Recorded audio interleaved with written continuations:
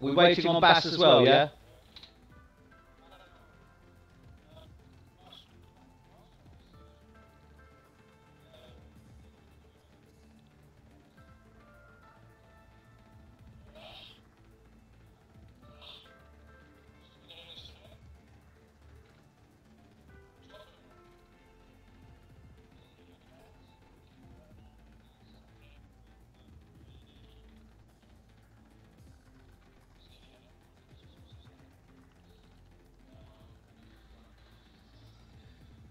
Yes. Yeah, I sent Jottr a message earlier. I sent him the updates and he said he was definitely coming in.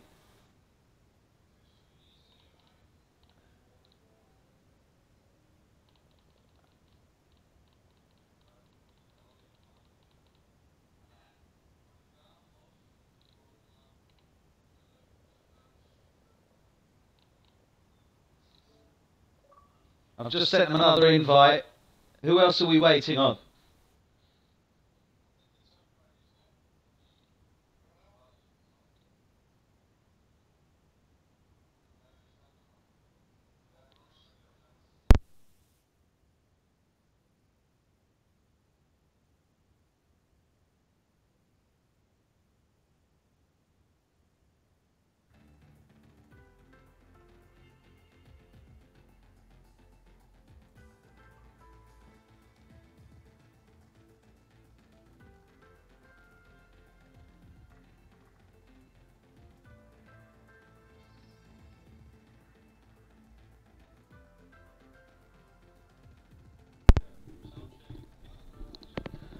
Jottr. All right, mate. Hello, hello.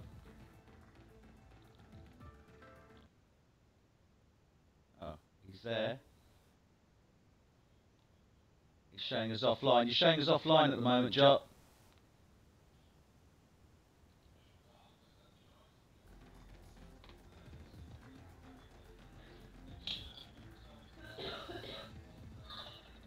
Hi there, mate. How's it going? Good, good.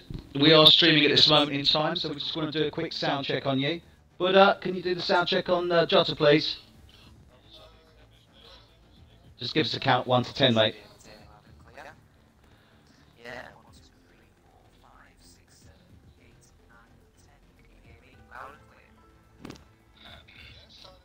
Yep, we're ready to go.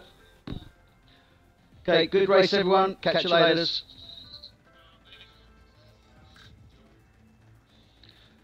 Okay.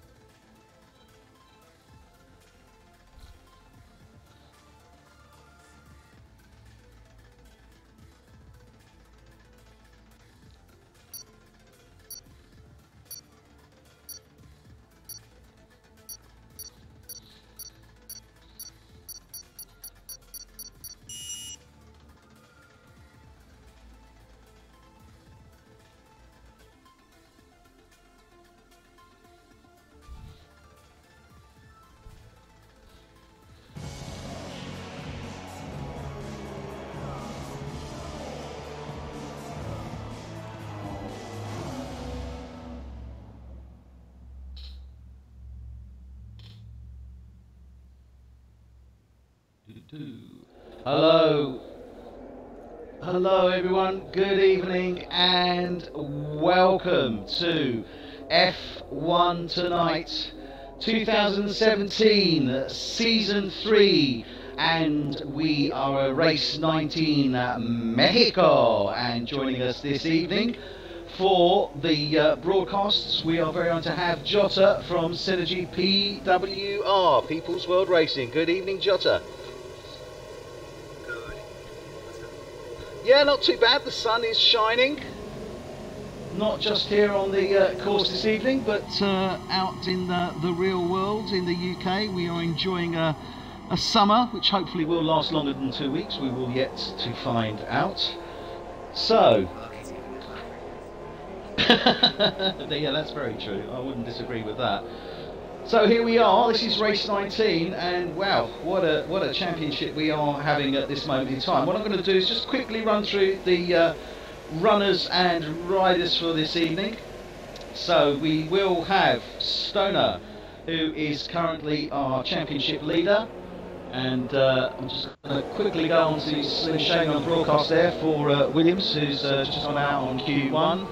16.5 minutes to go on Q1. So we have Stoner from Haas. He's currently in the lead in the table with 258 points. Just behind him, second place is Bass for Ferrari. He's on 241. Then his teammate Bo for Ferrari is in third place with 227. McLaren, Gamble, fourth, and Savage, teammate, fifth. They're on 144, 108 points respectively. They will not be racing this evening due to points bans from the previous USA Grand Prix. We also have Michael for Mercedes, he's currently in 6th place. Martin Biadoli for Toro Rosso, he's 7th. John F1 for Red Bull, he's 8th. Slacky for Renault is 9th. Slim Shady for Williams is 10. Buddha for Renault is 11 in the championship. Jerome for Mercedes, he is currently in 12th in the championship. We have no Nicky for Force India this evening. However, we do have his teammate, Elfrance. He's currently in 19th place. Grim for Haas, he's in 14. He's racing Phenomena for Sauber. He's currently 15 at the table. Peter for Williams is in 16. Boyke for Sauber, 18. We've mentioned Elfrance in 19. And lastly we have Miguel F1 for Toro Rosso. So we will have 16 drivers, full qualifications and Q3, and looking forward to a good race this evening. It's an interesting track, isn't it, Jottr?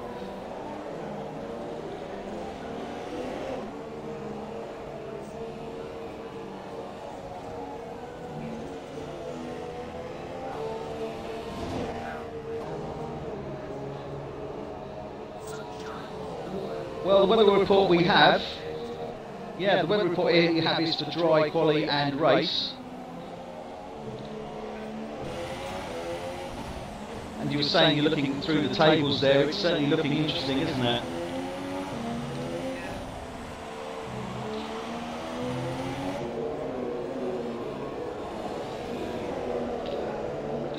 Yeah, it was certainly an interesting race. We had a very interesting first lap. Great start. Bass unfortunately lost out on the wall on that first corner, had a bit of a collision, and he dropped right back to P15 I think it was, and then had to claw his way back. Eventually did come in fourth.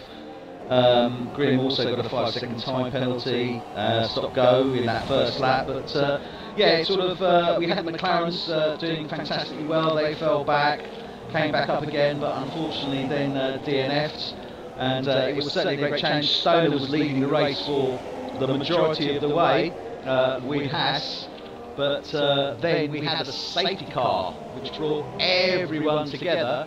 So we had Stoner, he was followed by Bo, and behind him was Nicky in the Force India, and that gave Bass the opportunity to Bass was behind him and they gave Bo the opportunity to catch up. So in the end, it was actually Bass that took the win. So it was yeah, it was quite something.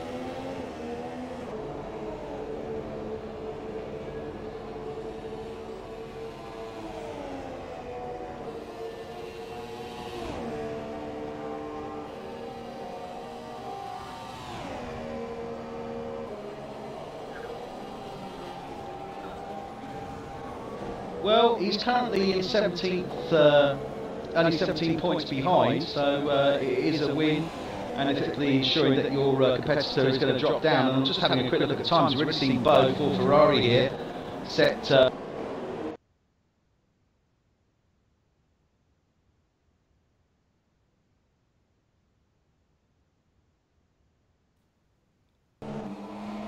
sorry, we have Bo, he's set at 117, or 116, sorry, 0.9. Slacky set at 117.9. Slim 118. Martin 118. Then we've got the 119s, the 120 start round about P8 with John, and he's on the soft. But everyone seems to have opted for, the majority seem to have opted for the super softs for this Q1.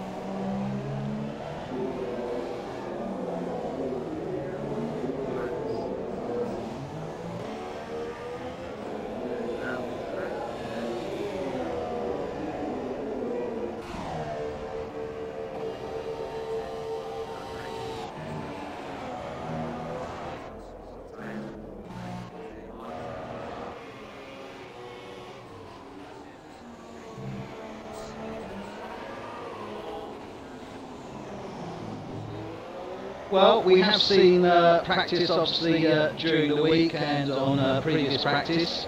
For those of you that are aware on the game, there are different forms of practice. You can do time trial practice, which gives you the optimum and perfect conditions for setup and setting time, and you can also do a faux Grand Prix and do a practice on that, which is what most of the drivers tend to do, because it gives them more of a real feel for how it will be during the race and during the actual qualification itself. But I know certainly I've seen 115s and 116s set on time trial, and I believe we have had also 117s in full qualification during the week. So I'm expecting somewhere between 115 and 116 to be the fast paces.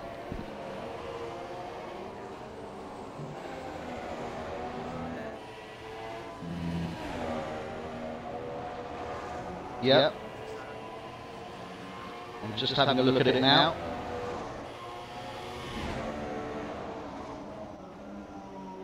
Okay, no worries. Let's just quickly check that.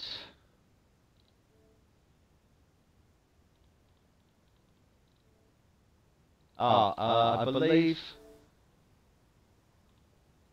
Are you on or offline? Because you were offline earlier.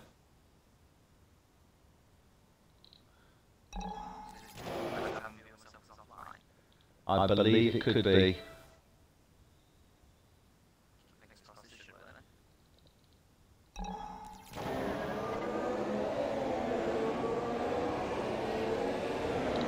Okay, so here we are. This is Q1, and at this moment in time, fastest time has been set by Bo in the Ferrari with a 116.9 owner. He's currently in provisional P2 for Q1 on 117.1, but he is on a set of super softs, as you were mentioning there, Jottr.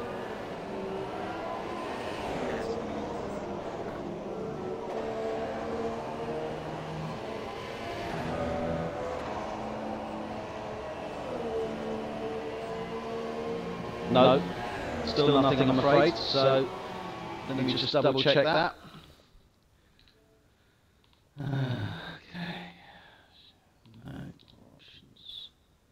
Here we go, that is now, we are cooking on gas now.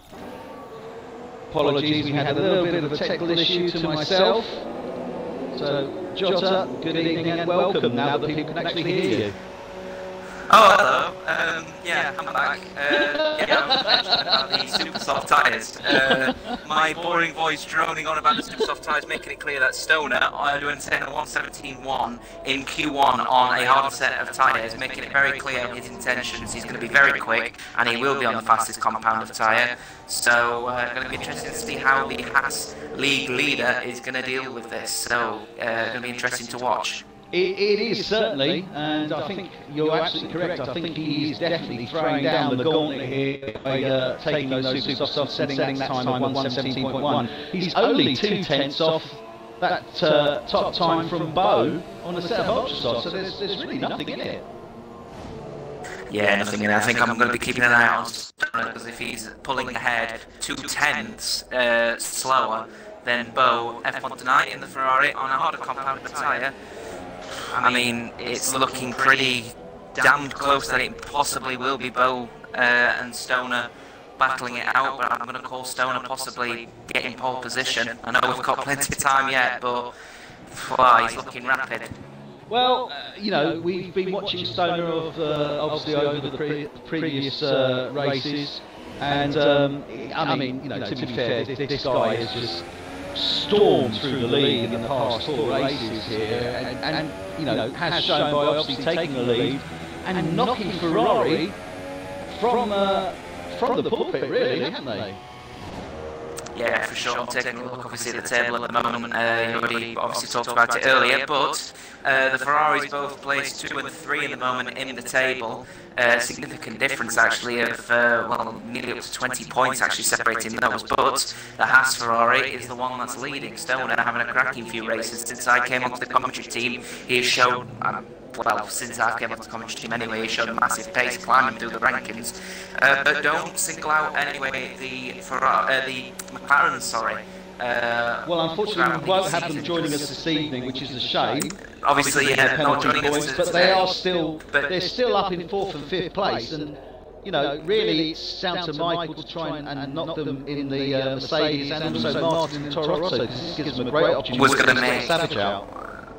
I was going to make notes actually. Michael actually looking rapid as well, actually 3rd fastest so far in this Q1 session with a 17.4. So he's obviously wanted to take advantage of this situation, gain as many points as possible. Anything more than 7th would see him jump the first McLaren of UF Savage. So keep your eyes peeled, guys, because there's going to be plenty of switcheroo in the table this race, that's for sure.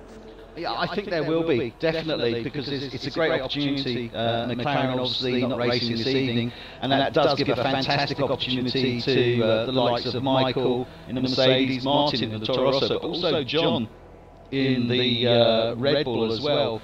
They're within visible sight of points to at least take them past Savage. Yeah, I'm taking a look now at the other times as well. John F1 tonight, I've got a lot of support for John F1 tonight. His last couple of races, I had a bit of an unlucky streak, but managed to claw back some quality driving on the field. And one thing's for sure, on a soft compound tyre, the hardest compound available on this track, and he's managed to get into the top 10 with the 118.6. So still calling he's going to have some pace as well. Absolutely, and I think this could be anyone's. As I said, I've been keeping a little bit of an eye on the practice and on the time trials. I've seen 115 from the likes of Ferrari, and also a few of the other drivers, 116 on the time trial. Race-wise, I think we've certainly seen the 117s, 116s we're seeing at this moment in time for this first Q1. We've only just got over 4 minutes to go, and at the moment in the drop zone, well, we don't have anyone actually, fortunately, because we've got 15 minutes. looking well, it's looking absolutely cracking. I think any fans of strategists such as myself will be very intrigued in keeping an eye on John F1 tonight, actually, because making note, you can't actually start on a set of soft tyres throughout qualifying unless you set your pre-tyre allocation to the hardest type. So he has chosen hardest type, which means John could potentially be on for a 1-stop. Wow. And what would we be looking at then? Sort of a super soft start with a soft stint, or a soft start with a super soft push? It'll probably be super starting. It'll be super soft in Q2 and then soft to the end. So I reckon he'll pick the fastest tyre compound possible to get to a 1-stop. So it'll be super soft for John F1 tonight, I think, in Q2. And then into Q3 it'll be ultra soft, and then he'll be starting on the super softs and ending on the softs. So interesting call for John F1 tonight. Yeah, I mean, it's certainly going to give him some great potential to jump quite a few when it comes to those pit stop windows. So, yeah, I mean, we are obviously predicting this. We don't know if that will be the case, but I will bow to Jottr's experience of this, and also to a degree, knowing John reasonably well. He is a strategist. He does look more at the long game. And I think that would really fit in quite well with the sort of strategy that he might well apply. sending my apologies out, by the way, to all of the viewers on F1 tonight at the moment. As an Englishman, I'm going to be keeping a firm eye as well on the England versus Belgium game. So if you hear a massive squeal come from my microphone, you know why. I take it that as we have had a lack of squeals so far, England have not actually scored as yet, or have they? Well, they've not scored just as yet, but I'll tell you one thing, they're doing a cracking job in the first 3 minutes of the second half, so yeah, so I'm keeping an eye on that one, but of course the main action here is on F1 tonight. Well, again, thank you, Jottr, for joining us. I appreciate, as an Englishman, that the World Championship is quite high up on the importance scale. Of course, but the World Championship on F1 tonight is somewhat more important though, man. I've taken a look at the moment, I've just seen Slim Shady, obviously he's retired with the 179, he'll be happy with the run. I think these drivers as well worth having a look at possibly doing it's almost like a final practice, this Q1 session with the 15 drivers. I'm surprised everyone decided to carry on the qualifying sessions, and maybe they could be seeing this as a final opportunity to do a qualifying simulation, maybe. So I think you're right there, because not everyone has been interesting participating in full practice this week. So as far as I'm aware, so it may have been a little bit thin on the ground. So it could be these guys just taking advantage of this, just to get that little bit of extra opportunity in their setup. Oh, what a goal! Sorry, Belgium have just scored a cracking goal. Oh God. One thing one thing I want to mention actually is a few other drivers as well. The Sauber driver of sorry, it's not it's Sauber. Sorry, it's Boyke. Sauber, yeah. Although currently places 15th at the moment, if I remember correctly, his Japan race was actually a really good race for him, and I think with that positivity from Japan, I think he definitely would be worth pushing that, even though I think he didn't start in the USA, did it? So it could be an opportunity for him to carry that momentum from Japan forward through to Mexico, and he's just put another lap in as well, 1:19.1, which with obviously him down in the table at the moment actually is quite competitive with the likes of Martin BMW John F1 tonight. Martin, bear in mind, obviously trying to get above the McLarens today, so I mean, it's competitive all around. Definitely, and just a quick other little mention there with Boyke, he actually runs with 0 assists. So that's just adding another level of complexity and competency to his driving ability there as well. For those of you that do game and that are aware of the settings on the game, all assists off is it's the most difficult option that you can go for, to be brutally honest, really. Whereas obviously wanting the maximum amount of sort of experience, we'll say, with a Formula 1 car in the esports championship, and the best way to do that, turn off all your assists. So absolutely, it'll get faster with time for sure, but 1:19.1 is still extremely competitive with the likes of Peter and Martin, who are all above the table, above Boyke at the moment, and naturally he's going to be wanting to climb up the table with only it's 14 points at the moment, tied with Leveren, and got an opportunity to get into the top, actually get above 14th place if he has a good finish compared to everyone else, as Q1 is now completed. Absolutely, so Q1 is now just going to be finishing off. Just to make you aware, don't panic if you see the pause scheme come up on the transmission. We are doing it for a valid reason, so do stay tuned. Even if you see that come up, do not turn off, do not switch over, do not watch England lose against Sorry, do not watch the England-Belgium game. I'm sorry, I couldn't help it. Hey, we've got a free kick, hang on, just hang on a second. Let's get Alexander Arnold on this, we'll see it. We will see what happens with regards to that. So we're going to be switching over very shortly indeed. At this moment in time, what I'm going to do is in Q2, just quickly run through the track, give you an idea where we are with that. Interesting, Ferrari are way in the lead on the Constructors' Championship at this moment in time. They're on 469 points. Haas is second with 350, McLaren are third with 252, Mercedes are fourth with 158, and Renault are fifth with 136. They're quite close there, certainly between Renault and Mercedes, and opportunities for them to pick up some points and move higher up the scale. But Ferrari, interestingly enough, they can lock out the Constructors' Championship with their result this evening. So it's going to be interesting to see what's that. I mean, we certainly would expect and would be looking for the likes of Bo, his teammate. Oh, it doesn't look like his teammate's in actually. I just quickly saw that. Yeah, I thought we had 16 runners, and that's the one that's missing, is Bass. So certainly Bass is potentially a no-show by the looks of it. So that's going to be very, very interesting for the championship, because it gives Bo a great opportunity to move up and potentially take that second place from his teammate. So this is certainly going to prove interesting. Yeah, taking a look at the moment at the table, obviously very, very close between them. Baz on 241, Bo on 227. So if he keeps his pace up, as you can see with the Q1 results, he will definitely have an opportunity to be the leading Ferrari driver. Absolutely. So just to give you a quick heads up, we're going to pause the broadcast for a few seconds while we go from Q1 into Q2. So keep tuned, and we'll be back with you very, very shortly. Oh, hang on, let's do a quick, actually, while I'm doing that. Let's do a quick time check here for future reference for there.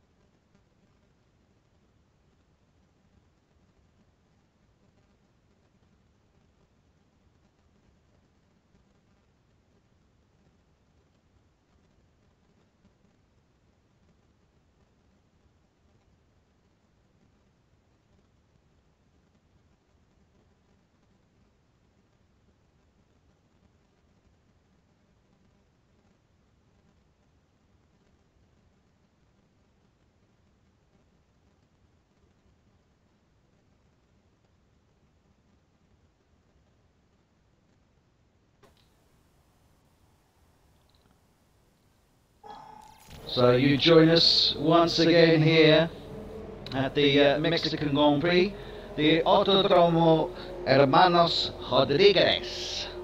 I try and do that in my best Spanish, which may not necessarily be the best, so please, no comments on that. So yeah, Mexican Grand Prix, race 19 for F1 tonight, 2017, season 3. And it's a hell of a track, isn't it, Jottr? It really is. It's got a little bit of everything. Yeah, extremely pacey and extremely tight around, especially around sector 2. It'll be interesting to see as Baz has just joined into the session now, so he will be starting from the back of the grid. So, going to be interesting to see how Baz does. But yeah, going back to the track layout itself, yeah, extremely tight, especially now in sector 2. Looking forward to a sector 3 run as well, because naturally the right-left chicane heading into the stadium section has confused a lot of the drivers as of recently, but F1 tonight might possess some extreme quality. Well, we certainly hope so. We hope that will be the case. And as you mentioned there, just a quick mention, Bass has joined the session late, so he will actually be taking P16 on the grid, as he unfortunately missed out on Q3, and that's probably why we were going through Q3, but they were hoping he was going to join and be able to set in a time. But yeah, I mean, this track is pretty amazing. The race distance is 300, just over 305 kilometres. For those of you that want that in Imperial, that's around about 180, 90, 190 miles. The track length itself is 4.3 kilometres, 2.67 miles. We have 2 DRS points. Now, the first DRS point is after they come out of the left, right, left turns of 1, 2 and 3, and that runs just after turn 3, heading up towards turn 4, just before. And then the second DRS point is actually on the start-finish straight. Or is that the first? Hang on. No, that is the first one, isn't it? Start-finish straight. Yeah, it's the first one that you see technically, obviously, after the start-finish straight, isn't it? So it is considered the second DRS point. 3 sectors, So sector 1 is from the start and finishes just before you get to turn 4. Sector 2 then goes from that point to just before turn 12. Sector 3 is then turn 12 to the start, so that's the last sort of chicane and through the grandstand section, effectively. First driver coming across the line was Slacky, but he did invalidate his lap, so he has to go around another one for Q2. So this is now certainly going to start to warm up and get interesting. Let's see what these guys are on at this moment in time. So we've got Martin BMW, who set the provisional fastest time. He's on set of super softs. He's set at 1:18.2. But we have seen 1:16 in Q1. John F1 now for Red Bull. He's set at 1:18.9. We're just following Bo now as he comes through that last sector, last turn, through that grandstand section there of the chicane. And Bo sets a fastest time of 1:17.625. We're looking at a drop zone here, so we'll be dropping 11 to 15 in Q2. I don't know, obviously a bit difficult to call at this moment in time, but what do you think the drop's going to be? I think it's going to be around about the early 1:19s. Not too sure at the moment, because I think it's easily possible to get into the 1:16, especially the 16.4 to 16.5, so going to be interesting to see how the barrier sort of drops. Possibly the 1:19s as Slacky goes faster to the 17.5. I'm not sure where the drop's going to be at this moment in time. Worth keeping an eye out on, though. It possibly will be the 18.5s, I think, as rain is now starting to fall. Really? Rain? We were predicted for dry, so this is interesting. Seems like we've got a little bit of spit coming onto the track. Yes, it is indeed. Yeah. Okay, so that's really, really bad for Peter, Stoner and Phenomenon, who haven't set a lap time yet. Stoner actually heading through sector 3 as we speak at the moment. He will be hemorrhaging time at the moment as he comes through to the stadium section. I don't know where he's going to be, but I'm hoping he's in the top 10, otherwise he's going to struggle to keep his lead. He is indeed. He's got his teammate ahead of him at this moment in time. So, actually, who is that in the... Just coming across the line, here he goes. Now. 17.6, should be alright with that. He just managed to sneak that that should one be alright with that. Should be alright with that. Really unfortunate, actually, for the drivers coming out at the moment, especially the likes of Peter and Phenomenon is actually still in the pit. He hasn't left yet, and it started raining. I think Phenomenon may be out of Q2 at this rate. Peter really struggling on those ultra softs already. The tyres are going to struggle on a wet and colder track. He's not even in the stadium section, and he's a minute into the lap. He may be out. Well, we're seeing quite a number coming into the pits and still in the pits. We do still have just under 9 minutes to run on Q2, but at this moment in time, drop zone is starts with Grim on a 1:18.9. John just in P10 at this moment is 18 with a 1:18.90. Grim on 1:18.95. So if this weather stays for the rest, well, I mean, it's certainly going to affect the track, even if it stops within 5 minutes, but if it stops within the next 2 or 3 minutes, it might still give them an opportunity, mightn't it? It's still dry tyres for sure, and if this is just a very, very, very minor spell as yellow flags are waving in sector 3, if the tyres are going to struggle around this track, it'll be when the rain starts to fall a bit more harshly than this. Hopefully it will this, so then we can get some properly quick Q3 times in, but if not, it'll be interesting to see. Stoner got very lucky, managed to slip into the Q3 session. I think 17.6 should be okay. Well, it's going to be tight. We're just running with Phenomenon now. He's out currently on his out lap. He's just coming around sector 2.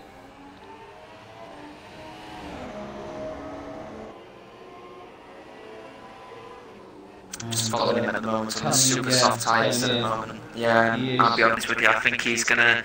I mean, he's got to give it his best shot, but super soft tyres, slightly harder compound. It's commonly known the harder compound will be faster on a wetter track, but the question is, will the pace be able to keep in the drier parts of the track? I'm not so sure with the sound. We can see his rear end stepping out. He was certainly starting to step out a little bit round 17 there. And that's obviously when you're starting to lay down the power for that long straight to turn 1. And it really is, I mean, you're maxing out there, you're doing 347 kilometres around 250 miles an hour, and as you go into turn 1, you're slaying right down to 70 mph. So 215 to 70 mph, you know, it's not too bad a strain on the body when you're in esports, but in real world, I'd hate to think the sort of G's you're pulling there. Oh, you see he's locking up really badly and rear end stepping out repeatedly on those tyres. He won't be able, I think he'll be deep into the 1:20s at this rate. Phenomenal's left it far too late for this Q2 time. He has, he's slipping there out of turn 6. And the tail will be through this, oh yes, look at that, steps out 7. Almost so sure if he's been invalidated that now. I think he may have done, so he's not going to be a happy bunny with that. We've got 6 minutes to go now. Phenomenal's locked up. Going into turn number 12, he is struggling. Stoner has retired out of the session, probably in the pits. Do not blame him for that. Phenomenal has managed to scrape across the wall. Will it be a safe? Yep, safe rejoin. Not too sure what he's going to be able to do here, but honestly, I think Sauber drivers will be out in Q2. Certainly looking at way this moment. So in the drop zone at this moment in time, we have Grim, who is well, he's a teammate to Haas Stoner, so he's going to be unhappy about that. Still got a few minutes to go though, still got 5 minutes, so Grim is currently in the drop zone in P11, Boyke in the Sauber P12. Going to be interesting to see how the track evolution comes into play as well, because I'm just looking at the weather now and it is brightening up again, but we've still got these sort of showers, so the track is actually going to warm up under that sunlight, so the dry tyres will then start to become quick again. So we'll have to see what happens. It won't be as quick as what we saw originally, but for sure the bottom 5 may have an opportunity to get themselves into the top 10. All they have to do is just keep praying that the sun starts to come out and warms that track up. Well, Grim looks like he's on a set of super softs. Boyke, as I said, he's in the pits for Sauber, he's currently P12. Miguel, he is out on track for Toro Rosso, he's currently P13. He's the only one out on track. Peter F1 for Williams, he's in the pits, he's currently P14. And Phenomenal for Sauber, he's also in the pits, currently P15. So we're with Miguel now, just coming around the final sector, round the stadium. Under the stadium there, round turn 17, and he's coming into the pits as well. Yeah. Well, they've only really got probably a couple of minutes. I'll be honest with you, I don't expect any of the drivers to come out again now. I think this will be the end of Q2. You never know, you might have some drivers getting out there, you know, just to burn off some rubber, you know, get some more feel for the track in case the weather starts to turn during the race, you know, get some extra, you know, practice. But honestly, I think this will be the Q2 times. What about Michael, though, on those intermediates? Obviously, he didn't set that time on those intermediates. Is he just sort of sitting there planting himself, waiting for the opportunity? I think, well, I've just had a bit of a glitch again with my graphics, which suggests the rain is starting to come down a bit heavier now, potentially. So it might be Michael just waiting for an opportunity to try out an intermediate run with a dry setup, so, you know, extra practice just in case, but I'm not so sure, we'll have to see.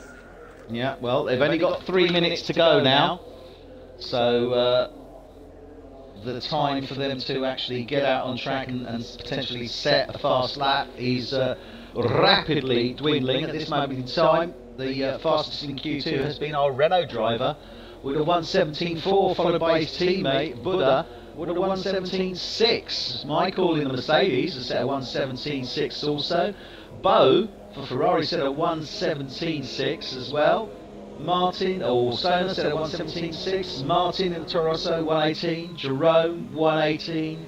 Slim Shamey for Williams 1:18, and we do have Michael coming out now on those intermediates. Michael, as in Mikel, whatever you pronounce it, in 13th, Grim in 11th, Peter in 14th. They have just decided, yep, enough is enough, I'm not going to be able to improve, so I am out. Looking a look though, Michael, on the intermediate tyres, I'm looking on the onboard at the moment, I'm not too sure whether it is intermediates weather yet, what do you think? I don't think it is just yet, he's still having a few traction issues The there. RS literally just been disabled, so it is close to, but it's not just intermediates just yet.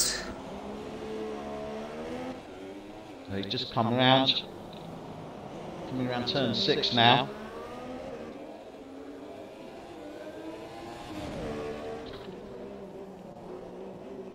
And this is where it's going to tell. It's on this section.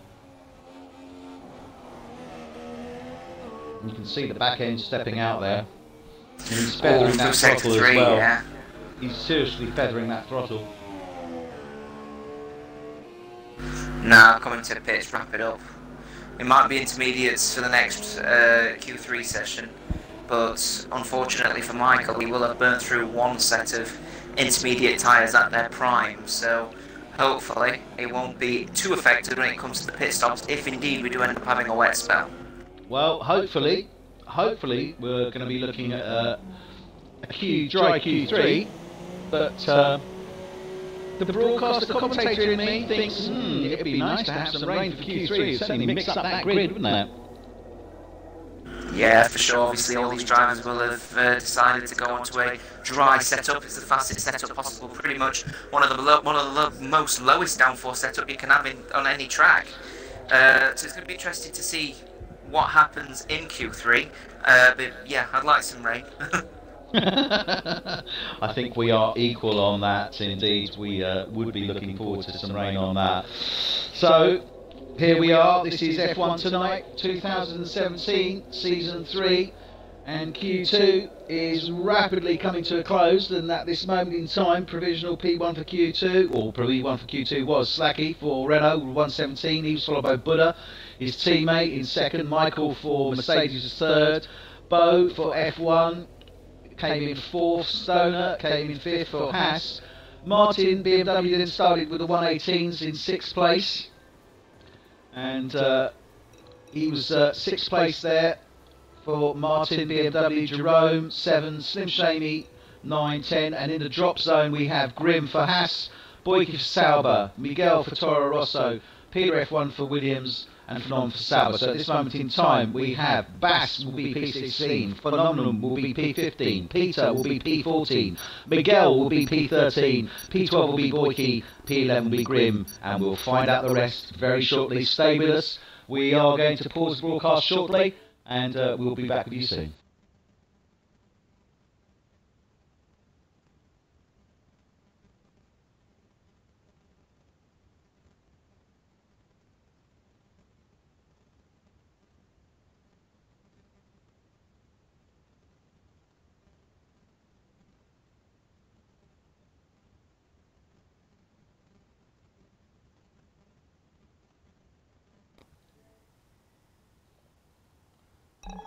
So you are now joining us for 2017 Season 3 Race 19 Mexican Grand Prix at the Autodromo Hernández Rodríguez. And we are in Q3 and it is raining. Certainly is. Taking a look at the moment at this weather conditions, certainly intermediates. Hopefully it won't extend too far to wet, because if it does, then this for sure will be the first, well, 3 minutes will be crucial. One lap and one lap only. Just following Stoner at the moment. See if that technical issue we were having, if that still is the case. We'll know at this moment in time. We have Slacky. He's on his out lap for Renault. He was the first out. He is very, very closely followed by our championship leader at this moment in time, Stoner.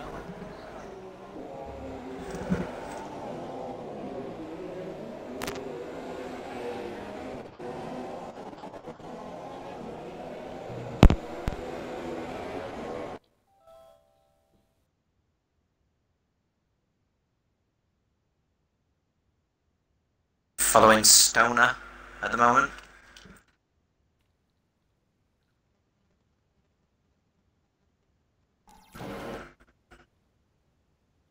Can see him maintaining traction.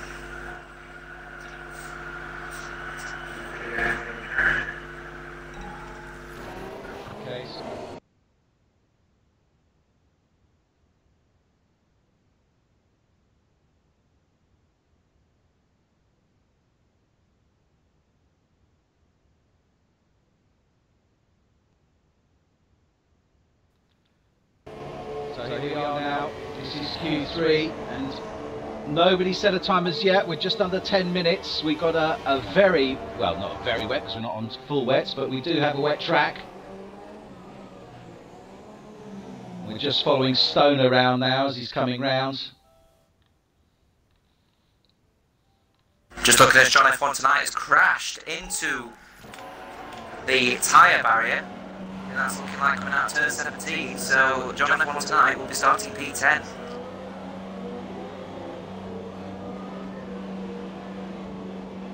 And he's crashed out there, just coming around turn 17. So this is really very tricky indeed. John has gone out, so he's potentially going to drop down to P10 on the grid. We're following Slacky now still. Oh, and Slacky goes right off there. So these conditions, they've got a real problem here with these intermediates. And is this down to the setup? Because they've got obviously these cars set up for dry conditions, and having going on the intermediates is really making that much of a difference for them. Yeah, I should imagine so. It's going to be an issue for the drivers to be on a dry setup in what's increasingly wet conditions, especially around the track, which requires very minimum downforce. Slacky putting in a decent lap though with the 29.8, and Stoner going even better with the 28.9. Cracking. So Stoner sets a 1:28.9 provisionally now for this Q3. Bearing in mind dry conditions, we have seen 1:16, 1:17, so that's good 11 seconds over the dry. Slacky sets a 1:29.8 for Renault. Keeping a firm eye at the moment on Bo F1 tonight, who's coming around turn 17. He had a pretty mediocre sector 2, so hopefully it won't affect him too badly as he's coming across the line. I think he's going to be struggling. Bo goes second, provisional second. Oh, now third. And Slim Shady going even faster. Speed in the Williams there, 1:29.6. Bo 1:29.7. So Buddha just sets a 1:30.4. Elfren's in the Force India, still to set a time, as is Jerome. Taking a look at Jerome as well, he's had a mediocre sector 2 as well, so he's going to be struggling. Jerome just coming now through the grandstand final sector chicane curves before he comes round to turn 17. What can he do? And Stoner, he's going to be touching 30s, I think. Yep, he sets a 1:31 from Jerome. Elfrance is just coming down now to turn 12, approaching turn 12. He comes into that final grandstand section. Not too sure if Elfren's on an out lap or if he spun out somewhere, but at the moment he's actually already in the 120s. He's not even at turn 17 yet, so I think he'll be, must have spun somewhere. I'm not too sure. So Elfren's coming across the line. Sets a 1:30.6, so he does get ahead of Jerome in the Mercedes there. So we've got a few coming in the pits. Buddha for Renault's in the pits. Stoner is already in the pits and has been. Let's have a look now at some of these other guys. Slacky, oh, and there's still a bit of a slip sliding going on. Slacky in the Renault just came around turn 6 now. As I say, this is where they tell, this final as they're going into final sector here, or the end of sector 2, turn 7, 8, 9. But seems to be pretty good so far, it's looking good for the Renault. Oh, I think he may have gone over there. So he's coming down to turn 12 now. And, Slacky doing a cracking job at the moment. Actually, I'm just taking a look. I'm taking a look at his sector times at the moment. He's actually faster than Stoner in all sectors 1 and 2, and then sector 3 he loses it all. Oh, I think he may have lost it there. Yeah, he's coming into the pits. I think he's exceeded the track limits there. I think it may have been on that final turns 9 and 10, but he's in the pits at this moment in time. Slim Bitterly disappointing for Slacky. He's currently he's down in Martin P3 now. sets a 1:29.3, moves up to provisional second for Toro Rosso. So keep a firm eye though on Slacky though. Woods, keep a firm eye on Slacky because these sector 1 and 2 times are repeatedly quicker than Stoner's. He's just struggling in sector 3. If he can find a way to keep that pace up, he might snatch pole off Stoner. Well, that is certainly going to put the cat amongst the pigeons. We were discussing in Q2 when the rain started to come down whether we'd like to see a dry Q2. We agreed it would be nice, but we thought for the excitement it would be far better to have it wet, and our dream came true.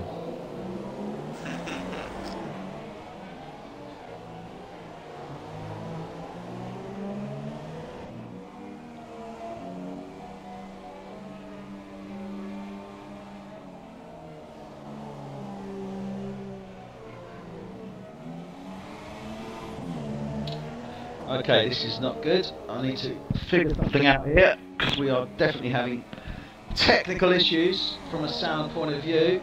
Let's see if we can resolve these.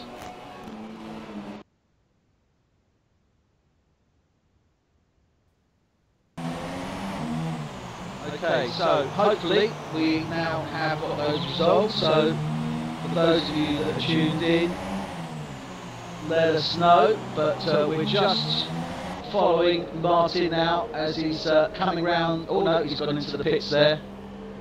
So Slacky is the one.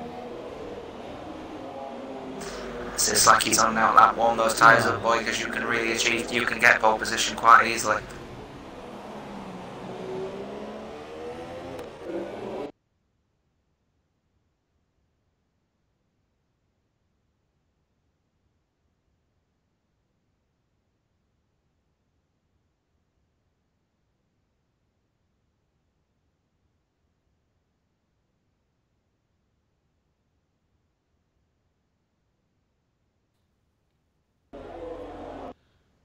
Okay, so we're going to go for final option now. Hopefully we can have a final report. We seem to be having a few issues, unfortunately, due to my sound, so apologies for that. Well, I'm just going to do a quick final check now before we go into the race, because I'm not going to be messing about with it too much more, and hopefully that would have got a bit better. But at this moment in time, well, we've had a very, very interesting Q3. The rain has come down, the drivers have had to go on to the intermediates, and bearing in mind this is normally a dry track, so the setups would be looking for dry, but at this moment in time it looks like wet conditions have prevailed, and that has really mixed up the grid. Stoner, yes, has taken provisional pole with a 128.9 at this moment in time. We've got Slim Shady though for Williams. He's currently in the pits, but he's currently P2 with a 129.3. Martin for Toro Rosso, he's P3, 129.3. Slacky for Renault, P4, 129.6. Bo is down 129.7 for Ferrari. So Jerome is currently in 6, Buddha for Renault 7, Michael is in 8, Elton is in 9. So let's have a look here. We are running with Slim Shady at this moment in time. He's on his outlap, as is Martin and Jerome. Martin and Slacky have had a collision going into turn number 4, I think it is, heading onto this 23 road rather. Unfortunately, it looks like Martin is responsible.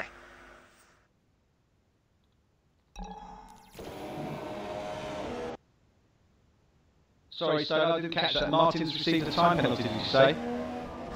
We think that Martin may have received a grid penalty. He crashed into Slacky. I'm not hearing you, Jottr. Seems like a bit of a bad one. I'm not hearing anything. Yes, I can hear you, matey, but unfortunately I think the stream can hear.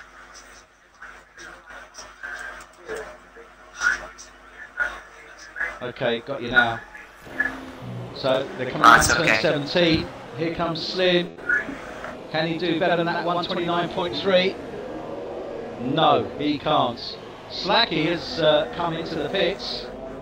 He's still not happy. We've only got 30 odd seconds to go. There's nothing he can do now, surely. That's it, P5 for Slacky. I was just saying, Slacky, unfortunately, there was an accident that happened between Slacky and Martin into turn 3, through onto turn 4.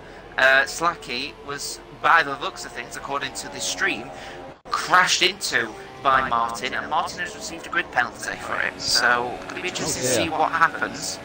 But it does look like there may have been a collision. Well, Bo is still P6. He has crossed the line, so he has the opportunity now. This is where he's got to make it count, but I think I don't think he's. Of course, it's going to start drying up as well. Of course, it's going to start drying up as well. The rain has stopped, but it's still winter's weather out there. So Buddha has crossed the line. He's provisionally P8 with a 129.7. We are with Bo at this moment in time. He's just coming around turn 5, coming up to turn 6. But he's not stepping out far too much from sector 2. Yeah, I'm just watching it now. I don't think he's going to be able to necessarily. He maybe. Oh, I don't know if he's going to be able to better that time, to be brutally honest. I don't know. And now he's struggling out there at the moment. It's going to be a real shame for Bo as well. Because he was and he's gone right off there. So I think he's going to be validated anyway. Hopefully his... This has definitely mixed up that starting grid. I mean, look at it. I mean, yes, okay, we've got Haas with Stoner in provisional P1. I don't really think that's going to change. We will see, though. Bo's just coming across the line, but we have Michael. Yeah, he's coming into the pits. So there we have it. We have Stoner. Michael, he is out, but he's just spun out at the grandstand section of the Mercedes. He's going to be P2. Slim Shady for Williams is provisionally P3. Martin, BMW Toros is provisionally P4, although he may have the grid penalty applied. We're just waiting on that. With regards to collision with Slacky, he's for Renault currently in P5. Ferrari Bo, P6. This is not Ferrari's night. His teammate Bass has decided at P16 because unfortunately he wasn't able to make Q1. We have Jerome. He's currently P7. He's for Mercedes. Buddha for Renault is P8. P9 will be Elfrin for Force India. And P10, unfortunately, will be John for Red Bull, who had a bit of an incident right at the start of this qualification on turn 17, went into the wall, took out his front left. So this is certainly not what one would have been expecting, really, is it, Jottr? No, obviously I think the Inter's weather has definitely caught out a lot of the drivers, but I think one person that will benefit from this massively will be Michael F1 tonight. The Mercedes driver obviously looking to try and get above the missing McLarens today, and obviously only 2 points separating him and UF Savage, 106, 108 respectively. So, to take second place from the start could be a good opportunity to take a chunk of points and then take an advantage through to the final races of the season. Indeed, we are on race 19. After this, we only have 2 more left, so it will be interesting to see what happens. So there we have it. Stoner takes pole position. Michael for Mercedes will be alongside him in second row. Slim Shady for Williams, and alongside him, Martin for Toro Rosso. Row 3, Slacky for Renault alongside Ferrari Bo. Then we have Jerome in the Mercedes. Here alongside him will be Buddha in a Renault. Elfrins in the Force India will take up row 5, and John F1 will be alongside him in the Red Bull. So stay tuned. We're going to pause the game very shortly, just while we go into the start of the race. Stay with us. This is going to be a very, very interesting Mexican Grand Prix.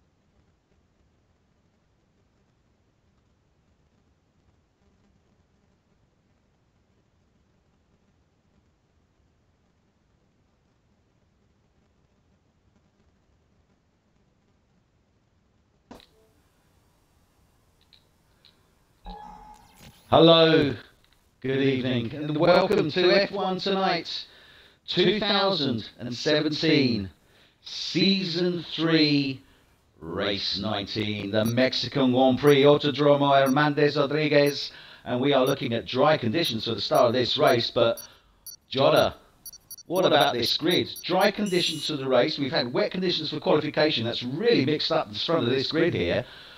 What's going to happen? Oh god, voice went there. Hello everyone. Bit of an issue with the voice. Michael, in the Mercedes doing a cracking job at the moment for being able to qualify in P2 after Q3 in intermediate conditions. Actually, we're looking for some what we would consider bag markers as regards to the league table, potentially scraping up some good points to climb up the rankings. So yeah, definitely an interesting grid order, and but just obviously bear in mind, Baz F1 tonight sneaking at the back after arriving late to the qualifying session, so he's going to be wanting to try and climb as many points as he possibly can to try and still have a battle for the championship. Yeah, I mean this really is going to be all hell for leather, and we've got so many misplaced drivers, and let's quickly run through this. So Stoner is taking pole for Haas. Michael in the Mercedes will be alongside him for Mercedes. They're both on ultra soft. Slim Shady behind them in the Williams in P3 is on a set of super softs. Alongside him will be Slacky for Renault. He's on a set of ultra softs. Bo will take P5 on a set of super softs. Jerome in the Mercedes P6 ultra soft. Buddha P7 Renault ultra soft. Alpha and Force India P8 on ultra softs. Then we have Martin in P9, John in P10, Grim in P11 for Red Bull, and they're all on a set of super softs. Boyke then for Sauber P12, he's on ultra softs. Miguel for Toro Rosso P13, he's also on a set of ultra softs.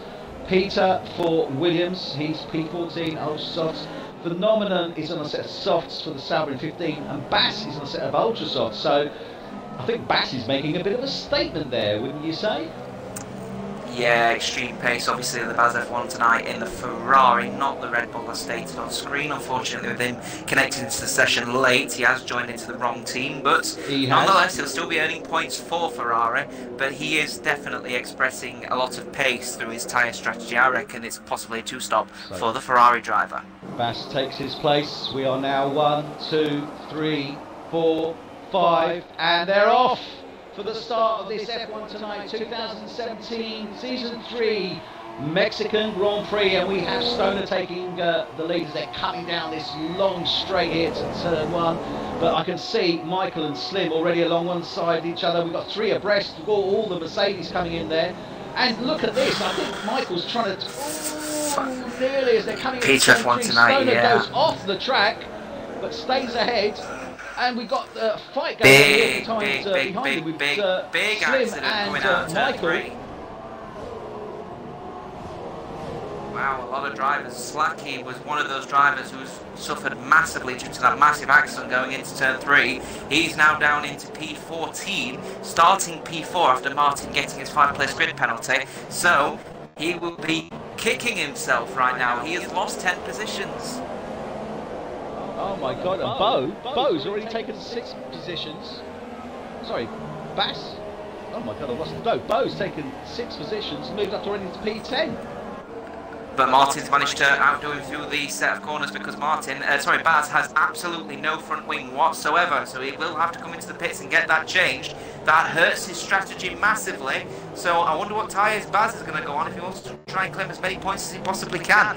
Another driver to bear in mind as well, Bo F1 tonight. He started fairly low down and is even lower now. He's in P9 now, and he's lost some of his front wing as well, so no doubt that Ferrari will also change his front wing. In fact, no, he's staying out a little bit longer. Alright, that's an interesting 5-second stop for Boyke. Corner cutting. So I missed that unfortunately because I was watching the front runners, but clearly we had a massive incident there in the first lap in turn 3 by the sounds of it. Yeah, an enormous crash between the middle markers who were all battling for position, crashed on the corner, and a lot of drivers ended up taking a wider line, including Peter F1 tonight, who cut the corner so extensively he got a 5-place stop-go penalty for it. Going through the table at the moment as well, the various drivers. Jerome obviously struggling now with the front wing damage. He's now down 7 places in P13. The only drivers that have benefited it from are the absolute back markers and the absolute front markers. Stoner now gaining, keeping his P1 position. Martin BMW, after getting a 5-place grid penalty, gains those 5 places back and is now back up to P4. And Phenomenon, the Sauber driver, in P6, starting from P15 with Boyke, his teammate, just behind him, and less than a second separating them. So the Saubers have benefited quite massively from this accident. Well, this has certainly mixed it up. If it hadn't been mixed up already beforehand, this has mixed it up even before. But we can see Stoner setting provisional fastest time there already. He's already pulling up 2.4 seconds on Slim. And Michael 5 seconds behind him. Martin in the Toro Rosso, he's currently P4. And he's got Bo in the Ferrari, who started, I was correct, in P16. Moved up to P5, so he's moved up, well, amazing amount of places. Just look at that. Oh no, sorry, it was Bo started P5, I thought so. It was Bass who was the one. I wasn't going completely mad. So Bo has maintained his position in P5 there, but he's still behind, obviously, that Toro Rosso. Phenomenal for the Sauber and Boyke. Well, as you say, they've done fantastically well out of this. They're in P6 and 7 respectively. Miguel in the Toro Rosso, he's in P8. Grim for Haas is P9, Buddha for Renault P10, Elfrance for Force India is P11. But Bass made up 6 places. He did get up to 10th. He's now dropped back down to 12th place, and he's gone on to a set of softs now. Yeah, that's an interesting call. I was just about to mention he's gone on to a set of softs. Interesting call. Don't know what his strategy is going to be because he won't be able to go to the end surely on those set of softs. So probably going to do another stop onto a set of ultras maybe, unless a safety car comes out somewhat to be able to get a slightly softer compound of tyre on. But at the moment, it's looking like an interesting call. I can't call who the top 10 will be, that's for sure. And Martin has come into the pits. So Martin has pitted out of P4. Be interesting to see what he decides to go on to. Let's have a quick look. And he's going on to a set of ultra softs, and he's getting a new nose. So clearly he had nose damage there. He's getting that nose replaced, and he's gone on to a set of ultra softs. Buddha also pitted. He's putting on a new nose as well, and he's gone on to a set of softs. So Buddha for Renault, nose change onto a set of softs. Martin now has come out in P12, and he's got Slacky, the Renault driver, behind him in P13. Buddha will be coming out in P14, so Renault taking 13 and 14. But Stoner is definitely pulling up that lead, and he's already got 3.5 seconds now on Slim Shady in the Williams, who's still P2. Michael in the Mercedes, P3. Bo has moved up to P4, obviously, as Martin pitted in before him, and Bo on a set of super softs there. Boyke overtaking his teammate. Yeah, Boyke overtaking Phenomenon there. So 5 and 6 for Sauber. Fantastic result for them if they maintain it. Yeah, cracking as well. Keep an eye out though on the battle for P9 as Baz just outbreaking himself nearly into the back of Elfren and ends up losing the position to Jerome. So Baz now out of the points after making a mistake heading into the stadium section. So there's plenty still to go. We're only 5 laps in, and if the action's going to continue like this, we're certainly in for a cracking race. But Baz doesn't seem to keep that car under control. It keeps stepping out. He's just not able to get control on that. I mean, is that down to the fact that he's got his setup all done for his Ferrari and there is that much difference with the Red Bull? I wouldn't be so sure. I don't know what the chassis differences are like when the cars are unequal. But oh, there we go. It's Baz and Jerome. Oh, massive crash heading into turn 3 there. And that was Jerome, I believe. Yeah, Jerome and Elfren. Yeah, Jerome. In the Mercedes and the Force India. I've sent a recording of that one. So that has really given a great opportunity now for Grim and Miguel.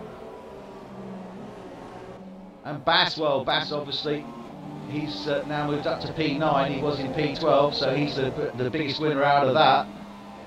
Just want to confirm with you. Right He's gone into the barrier there. Slacky takes P9 off him. Yeah, Bass is really struggling at the moment. Bass is I'm not too sure able to get this car under control, and he's definitely got damage on that. Yeah, this is the disadvantage. This is the disadvantage of not attending practice or qualifying, because if you do that, you can't test your setup and tweak it. He's probably using, well, a setup that he might have took off time trial. You've got to bear in mind the track quality is significantly different on time trial to here. He has got no grip on those soft tyres. Absolutely none whatsoever, and I can see Martin's challenging him already. Elfren into the pits. And Martin takes him in turn 1 there. So Bass is really, really struggling, and well, this is really going to make such a difference to the championship. He's currently P2. He's 17 points behind Stoner, and Stoner's in first place. And this is looking like Stoner's looking to. I mean, he could potentially. Well, he wouldn't seal the deal because we've still got 2 races to go, but he's certainly going to open up that gap, isn't he?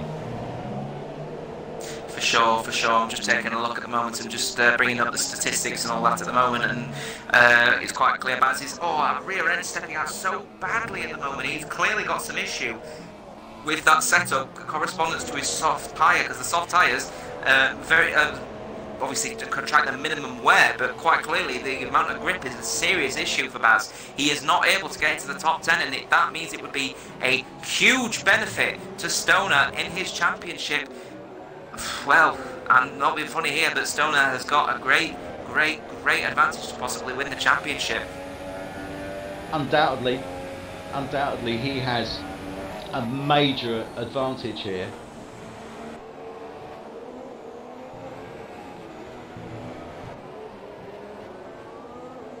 So we're just following Bo, Bass's teammate. He's currently in P4, but Boyke in the Sauber, he's closing in on him. Now this is interesting. I mean, yeah, interesting. Clearly the Ferraris are both struggling at the moment. Bear in mind, Bo F1 tonight on the super soft tyres compared to Boyke going massively wide. Bo actually, Boyke got a cracking opportunity to overtake the fellow Ferrari engine team in the form of the Works Ferrari. I'm not being funny, but quite clearly the Ferraris are struggling around this track today. They really are. They're just not being able to get it together, are they?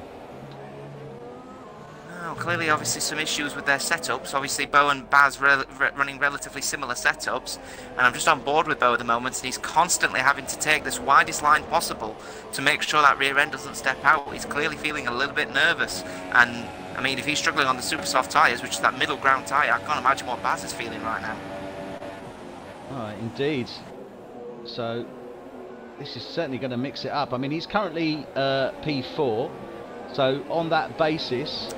He would take 12 points, and that would put him on 239. So it's still. I mean, this is really going to. It's really mixing it up, to say the least. It's going to be very interesting to see how the Saubers do and how their strategy plays into everyone else's, especially with the likes of Phenomenon on the soft tyre now. Obviously, he ended up getting some damage, I think. I'm not too sure, but either way, he starts on the soft. He's on the soft tyres right now, and Boyke looking like he's going a bit of an overtake, or heading into the stadium section. And he's got plenty pushing. of pace. I mean, he's certainly pushing Bo. Bo goes offline there at turn 11. They're coming down to turn 12, but I mean, Boyke's, he had that down to 5 tenths. He's now 6 tenths. Going wide again. And he is undoubtedly going to take this Ferrari. I mean, we're going to come around turn 17. He will have DRS. It's a long old straight there. They are. I think this Ferrari is the only advantage. Cars. Oh, rear end stepping out for Boyke. I think this is the only advantage for the Ferraris. Their low downforce setup means even with DRS, they could actually pull a significant gap. You can see now, DRS wide open. Baz still losing, gaining time, and gaining more time. You can quite clearly see Boyke is not gaining a lot of time with the DRS straights. I mean, whatever Bo loses on the corners, he's clearly gaining on the straights, so he's definitely running a lower downforce setup, much like Baz. So this is very interesting indeed. He's got the second DRS now, coming surely not. Down to turn 5. Oh my god, he's looking for it. Oh, he's certainly going for it. Turn 6 is, and he's off the track there, turn 5. I was going to say turn 6 is a great opportunity, but he's clearly not getting the mark on those corners either. So although he is close, he just can't seem to close that gap down. They're going through 7, 8, 9 now, and you can see the exit. They're certainly going wide on that. Let's see. Make it clear, Michael also struggling as well.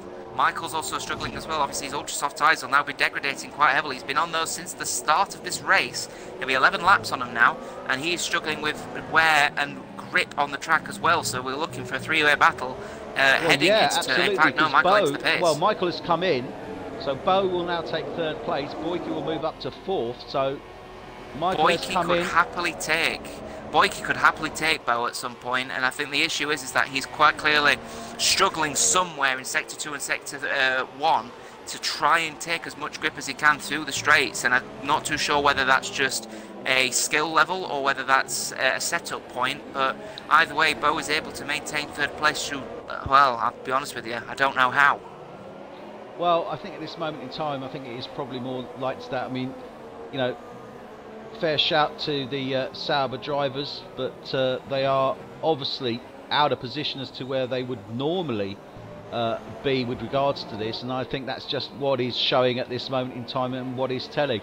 Although Bo doesn't really have, I think, the comfort, the level of comfort that he'd like to have, he's still able to keep that gap to Boyke, and we see Boyke going off track there. Yellow's way to second. And Boyke's gone off. Boyke has taken out his front right. As he was coming out, those turns he spun, I think it was turn 8. He spun, yeah, interesting taken to it see. out. That's really unfortunate for the Sauber driver, because it's going to be interesting to see what happens with regards to race control. A safety car, visual safety car maybe, not too sure. All I want to make clear here at the moment is that Baz is gaining time on Jerome and then losing it through here. Oh, look at that, stepping out rear end. He's struggling at the moment in the Red Bull turn Ferrari. I don't know what to say. I think the Ferraris are clearly struggling out there today. Definitely, without any doubt. This is not the sort of driving level that we'd expect to see from Baz. But that said, he's on a set of softs. He's clearly on an unfamiliar setup that isn't giving him what he wants from his driving style, but I would expect him to settle down and reach that equilibrium probably in the next 10 laps or so, and then it'll be interesting for the latter half of this race how that will actually pan out. We are only on lap 11.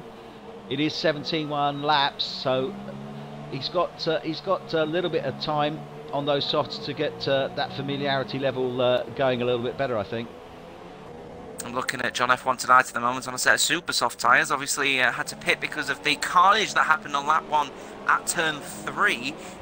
Currently at the moment on a super soft tyres compared to Baz's softs, and at the moment is gaining a couple of tenths on Baz. Meanwhile Jerome is pulling away at a rate of knots against Baz, specifically through sector 2 into sector 3. So what do you reckon that is? Slacky now challenging Miguel in the Toro Rosso as it comes to turn 12, and he takes the place from him. Yeah. Slacky takes P6 from Miguel at turn 12. Lovely move, late break move there, fantastic. And I think this Renault driver is going to be pushing himself up the field here. I'm going to call it, and I think we're going to see Renault on the podium this evening. It's an interesting call, because Slacky's obviously got a lot of pace. You've got to bear in mind, obviously, a lot of these drivers now will have had a stop. Slacky is actually the furthest running first stopper in 6th position. The nearest one is Michael F1 tonight, as Gribben gets a 3-second time penalty for multiple warnings. I'm just taking a look at the moment. Obviously, Phenomenon, Bo, Slim Shamey, Stoner, all of the top 5, including Gribben, haven't stopped yet. Phenomenon is on the longest living tyre and is gaining on Bo F1 tonight at a slow pace. So if he's able to maintain the gap with Bo F1 tonight, I mean, unless he makes any mistakes, Phenomenon is in a really good shout to get into the top 3 today. Seriously. I would agree with that, and I think the one I also want to keep eye on is Slim. Slim has shown some great pace and some great race pace. He certainly did in America as well. Unfortunately, he DNF, I believe. Yeah, he did DNF. But he was showing some great pace there. It's now the distance. He needs to maintain that gap, and he needs to go the distance really. So he's currently in P2. I think he's going to be one to keep an eye on. He's currently he's gaining a rate of knots here. Sorry, I've just noticed here Phenomenon now. He was about 2 seconds behind. He's now 1.5 coming on to turn 3 into turn 4. So clearly those soft tyres are doing him some good, and his Bo is currently struggling at the moment. Sauber might be in a good shout for P3 here if Phenomenon stops making as many mistakes as he is, because I'm not being funny, but he could genuinely do it. I agree with you. I'm just following them now, and yeah, he's only 1.7 seconds off the back end of that Ferrari, and Bo clearly not at the comfort level I think that he would like to have. You know Ferrari. me, Woods. You know me, Woods. I always love the when back markers come forward and end up gaining big points. I mean, for example, Force India got 3rd place at the Baku 2018 race with Sergio Perez. So very much so, I love to see the unexpected victors getting in there. And at the moment, as much as I respect Bo and I respect Ferrari, I really want to see Phenomenon get to the top 3. Indeed, and we saw that last week in the USA. I know you weren't there, but just for a heads up, Nicky in the Force India came in 2nd on that race. It was a fantastic race from him. Yeah, cracking job. So Michael sets the provisional fastest lap, 1:21.0006. So these times are starting to pick up now. There goes Slacky. Slacky over on Grim F1 tonight. Slacky 9P5. Like I said, currently the furthest front runner out of the drivers who made the had to pit because of damage, and is 12 seconds behind Phenomenon, who is now less than a second behind on Bo F1 tonight. So yeah, DRS so he's taken out a be second in that past lap. It's taken about 5/10 a second on him. Oh, look at that. There we are. Keep that traction going, Phenomenon. You've got it. You've got it. I think he's going to take him. I think he's got every DRS, slight lock up there into 12. He's locked it. Nah, I'll be all right. As Stoner's in the pits to swap onto his next set of tyres from the Ultra Softs. So Phenomenon's only 7 tenths off the DRS there detection. Goes Bo. Bo's had enough. And Bo's come into the pits. Phenomenon will take That's P3. A shock of that. I wasn't expecting that. Yeah, I was half expecting it, to be honest with you, because with Bo struggling at the moment, perhaps he's looking for more downforce onto a set of soft tyres. And he's had a nose. Shocked. He's had a nose replacement, so he's clearly had some issue on track. He must have had some front wing damage as well. So yeah, front wing damage. He's got a new nose going on there and a set of softs. He will be coming out in P7. Oh no, he won't. It's a he's cracking coming job. out P9. Cracking job at the moment. P10. I'm surprised though. I'm surprised he's gone onto a set of softs. You know, because his Phenomenon's locking up. He needs to maintain his lap times and stop making mistakes. Because if he carries on doing this, he'll miss out on a potential podium.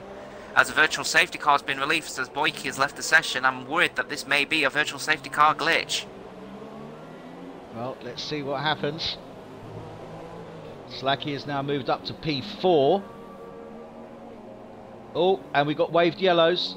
We have a safety car, VS or VC. So virtual safety car. Great opportunity. Has now great been opportunity for Michael. Employed. Great opportunity for Michael. Keep those tyres warm, and he might have an opportunity to Phenomenon has slingshot gone past off Grim. the track. He's spun it through the grandstand, and he's trying to get back onto the racing line now. Slacky has just taken P3 from him. Michael Grim moves P4, through. Phenomenon P6. So yeah. Phenomenon drops back to P6 now. I keep saying this. You've got to show consistency on your lap times. He's under virtual safety car conditions. You can't make mistakes like that. But what a great opportunity. Grim now comes into the pits as well. So Michael has moved up for Mercedes, the divisional P3. Slim Shamey is still P2. Stoner still P1. He's 10 seconds ahead of Slim. And that gap's pretty much well being maintained. Slacky came in for Renault. Phenomenon has taken P4. Even though he spun out, he was fortunate because the drivers behind him all decided to come in and pit. Martin in the Toro Rosso is now P5. I'm surprised on Phenomenon's call actually to come into the pit, not come into the pits rather. I think if he came into the pits and changed onto a newer set of tyres, and more specifically a fresher set of super softs, he'd have more grip than Bo F1 tonight, and he'd be faster than Bo F1 tonight. And if anything, I think Phenomenon could have actually come out in front of Bo. So he's missed out on an opportunity. Phenomenon has to try and overcut Bo F1 tonight. Real shame. Bass takes a 5-second stop-go for corner cutting. Bass for Ferrari, currently in the Red Bull due to technical issues, has took a 5-second stop-go. This isn't his night, is it? Nah, it's not his night tonight, quite clearly. He's struggling. I think both Ferraris are struggling as well today, which is very unlike them. Obviously, the virtual safety car now ended. We're back up to full racing speed. Phenomenon coming round the pit, still not pitting. So he's obviously wanting to go a lot longer on these soft tyres, but I genuinely thought he would have come in and he would have come out in front of Bo on a newer set of tyres. He needs to set some fast laps, but the problem is those that he's competing against non-old softs have exactly. I mean, those that he's competing against have already pitted. Slacky's gone on to a set of super softs. John's gone on to a set of super softs. I have a lot of respect for Phenomenon. He's the only person on the field at the moment who hasn't pitted. He's on those softs from the start. He is expected to come in, I reckon, between laps 16 and 26. Somewhere in that sort of 10-lap age sort of bracket on the tyres. But the unfortunate situation is he keeps locking up his tyres and he's going to flat spot them. And let's be honest, he's really struggling at the moment as well. I really think he should have come into the pits, got a new set of tyres. And he may even consider, well, especially towards the end, second season, consider some assists, because he might end up being up there. I agree with you. I mean, fair play to him going without them, but clearly it's worth a go, but I don't think it's going to pay dividends, and I don't think it's showing the true capability that he has. He has pace. It's hidden behind the fact he doesn't use his assists just yet. Put your assists on, he might just have a shout at winning the I think he's going to pit now. The top 3. No, he's staying out still. No, he'll stay out until at least lap 20. Yeah, he'll stay out until at least lap 20. Well, this is no point now. It up. The only constants we have at this moment in time is our race leader for Haas, Stoner. He's currently in P1, has been from the start of this race. And what a start it was. We had a collision midfield which knocked out quite a number of drivers. Cracking overtake there from Bo. Cracking overtake from Bo to get on Jerome. Bo up now to P6. Not too sure how he's going to be able to deal with the pressure from Jerome straight up now. He is on a fresher set of ultra soft tyres, so we'll have to see. Well, Jerome has got, I believe, DRS on him. As they're coming around turn 4 and 5 now. 6 is the opportunity if he's going to make a move. And Stoner sets the provisional fastest time there, 120.5. Gutted for Phenomenon. Gutted for Phenomenon. Don't know if you saw on your screen, we saw yellows waved in sector 2 as Phenomenon locked up his tyres and went very wide into turn number 5 and has lost his 4th place position on Martin BMW as another virtual safety car is out. We have a virtual safety car glitch. Yeah, so VC is out again. Now, how does it work on the VC? Because the drivers cannot close the gap; they still have to maintain a gap, don't they? Or is it the driving their race pace? Under virtual safety car conditions, all of the drivers have to increase their lap times by 40%. So the previous lap time, their fastest lap time, has to increase by 40%, and that is measured per pre-sector. So as you go on, obviously you've got to make sure you stay within the delta, which is 40% of the lap time, to get it out there and possibly go out and, you know, maintain it as VSC's gone again. So I think there's clearly some kind of glitch going on, but with all the drivers having to slow down, it's really hurting the race, especially for the likes of Phenomenon, who's on older tyres while everyone's on newers. I think it's really gutting, and Phenomenon really should have pitted by now, knowing this glitch was going to happen. Well, indeed, he is now P5. He was P4. Martin in the Toro Rosso has taken that place for him. Michael in the Mercedes is still P3. Look how quickly Bo is. Wow. As Baz has crashed out. He's out. He's out. He's out. Baz is out. Way. And Baz, front left gone. He's lost it on the straight. He was coming around turn 4 by the looks of it on the DRS. He must have gone over onto the grass and spun it out. Yeah, he might have done.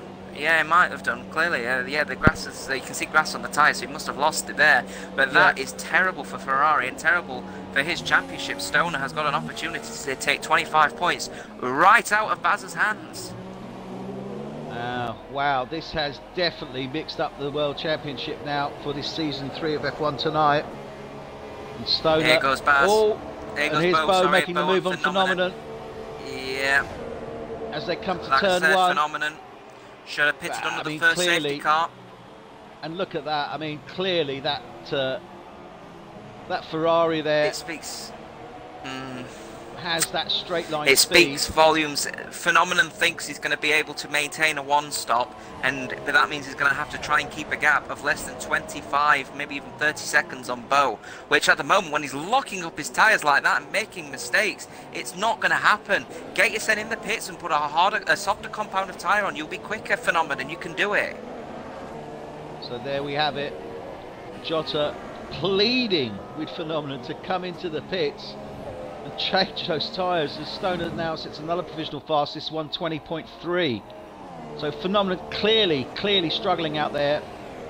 If he wants to maintain those valuable points and even probably get some more, he needs to look, and locking again as he comes into turn 12 there.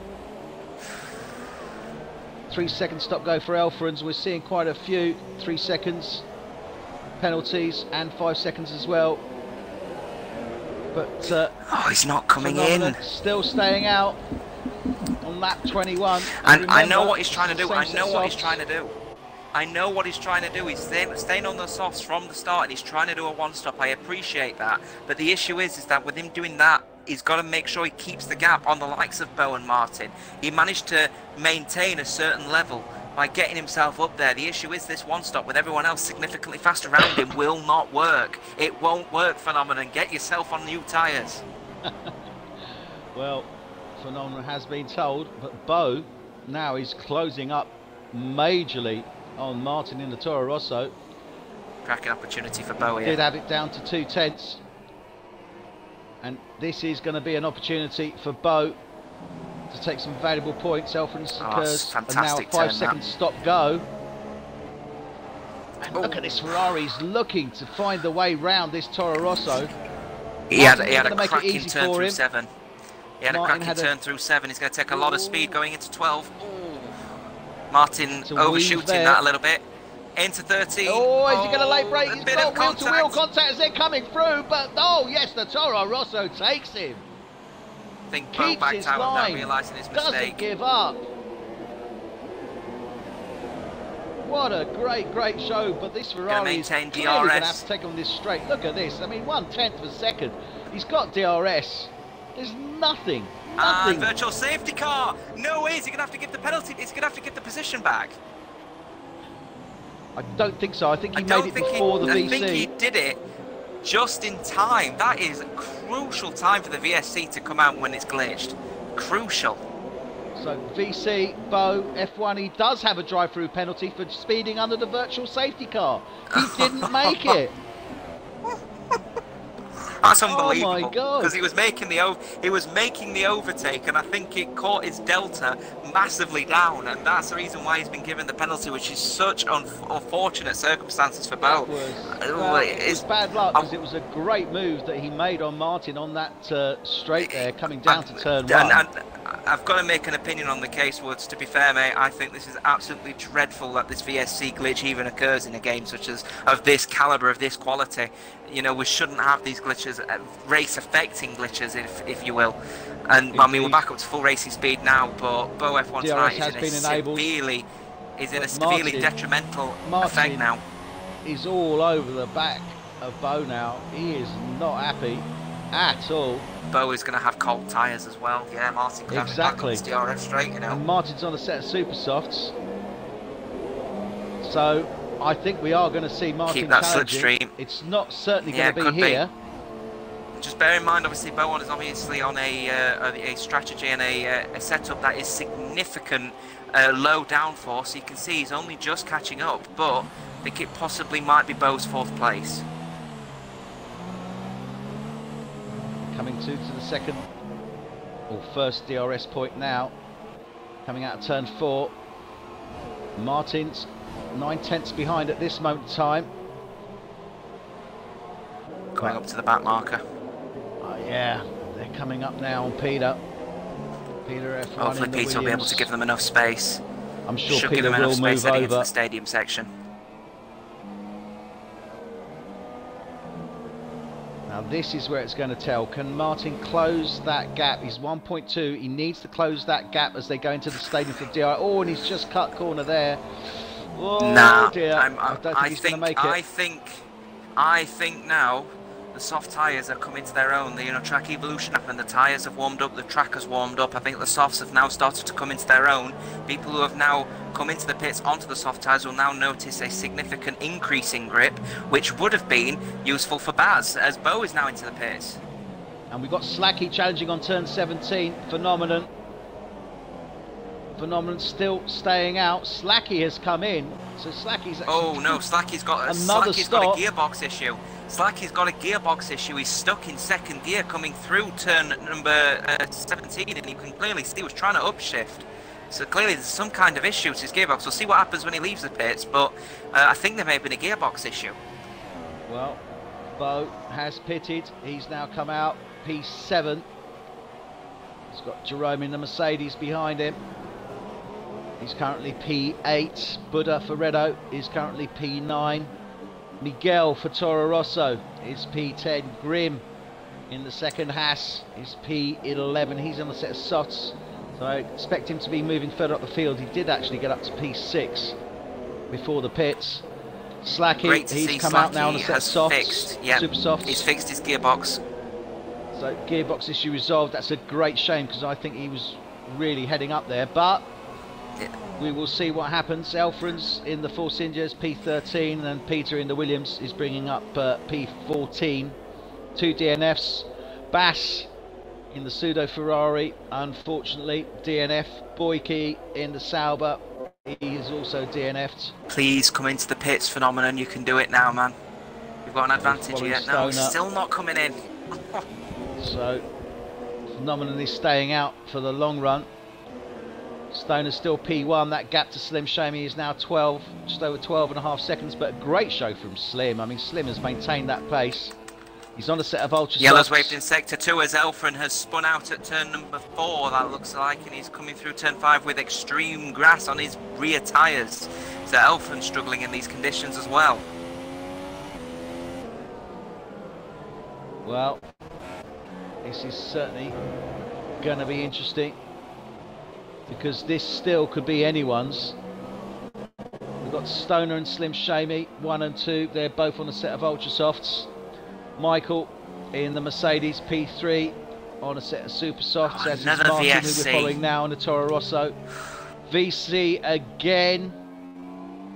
This is our 4th VC of this race. There will be a time.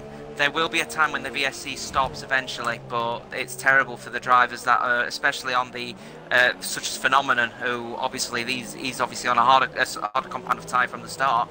The rest of the drivers, they're on newer tyres and are not using them under the VSC. They're not using them, so Phenomenon is in a real dire situation here, and if he doesn't pit soon and try a 2-stop, if he does a 1-stop, I'm sorry, but he's going to be out of the points here. Well, he's still coming round. He's not going into the pits. He's starting lap 26. And he's still on that same set of softs that he started the race with. Well, I mean, you can say it's going to take him deep into the race, but then when he goes to change, what's he going to go on? Everyone will be in front of him. Yeah, and he, what's he going to go on to? I'm sorry, that's how it will be. I mean, I can see what he's trying to do. It would work if no crashes had happened, no VSCs were in play, and all the other drivers in front were of a slower car. The issue is now, remember how I said Phenomenon had to maintain a 20-second gap with the likes of Bo and Martin, who were in front of him. Martin, 20.2 seconds. Phenomenon is losing at least 5/10ths on the people in front.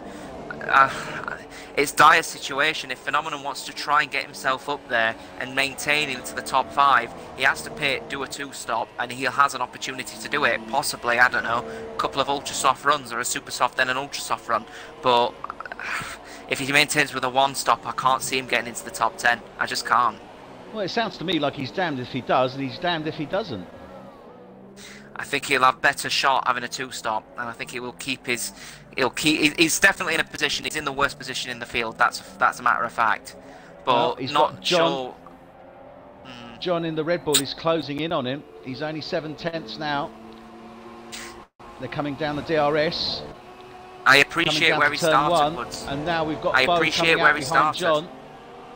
Oh God.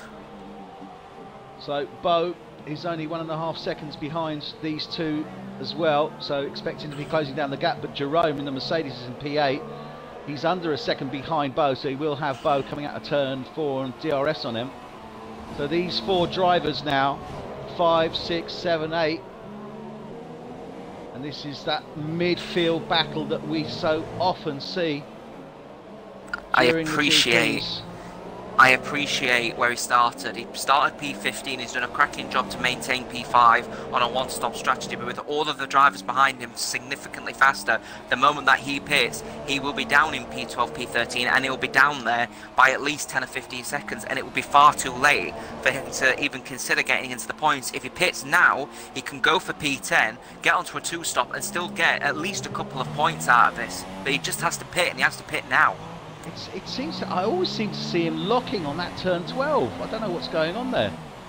Look at this, and John is all over the back of him like a bad rash. There's no way he can maintain that place, and he's still staying out. Think about it, Phenomenon.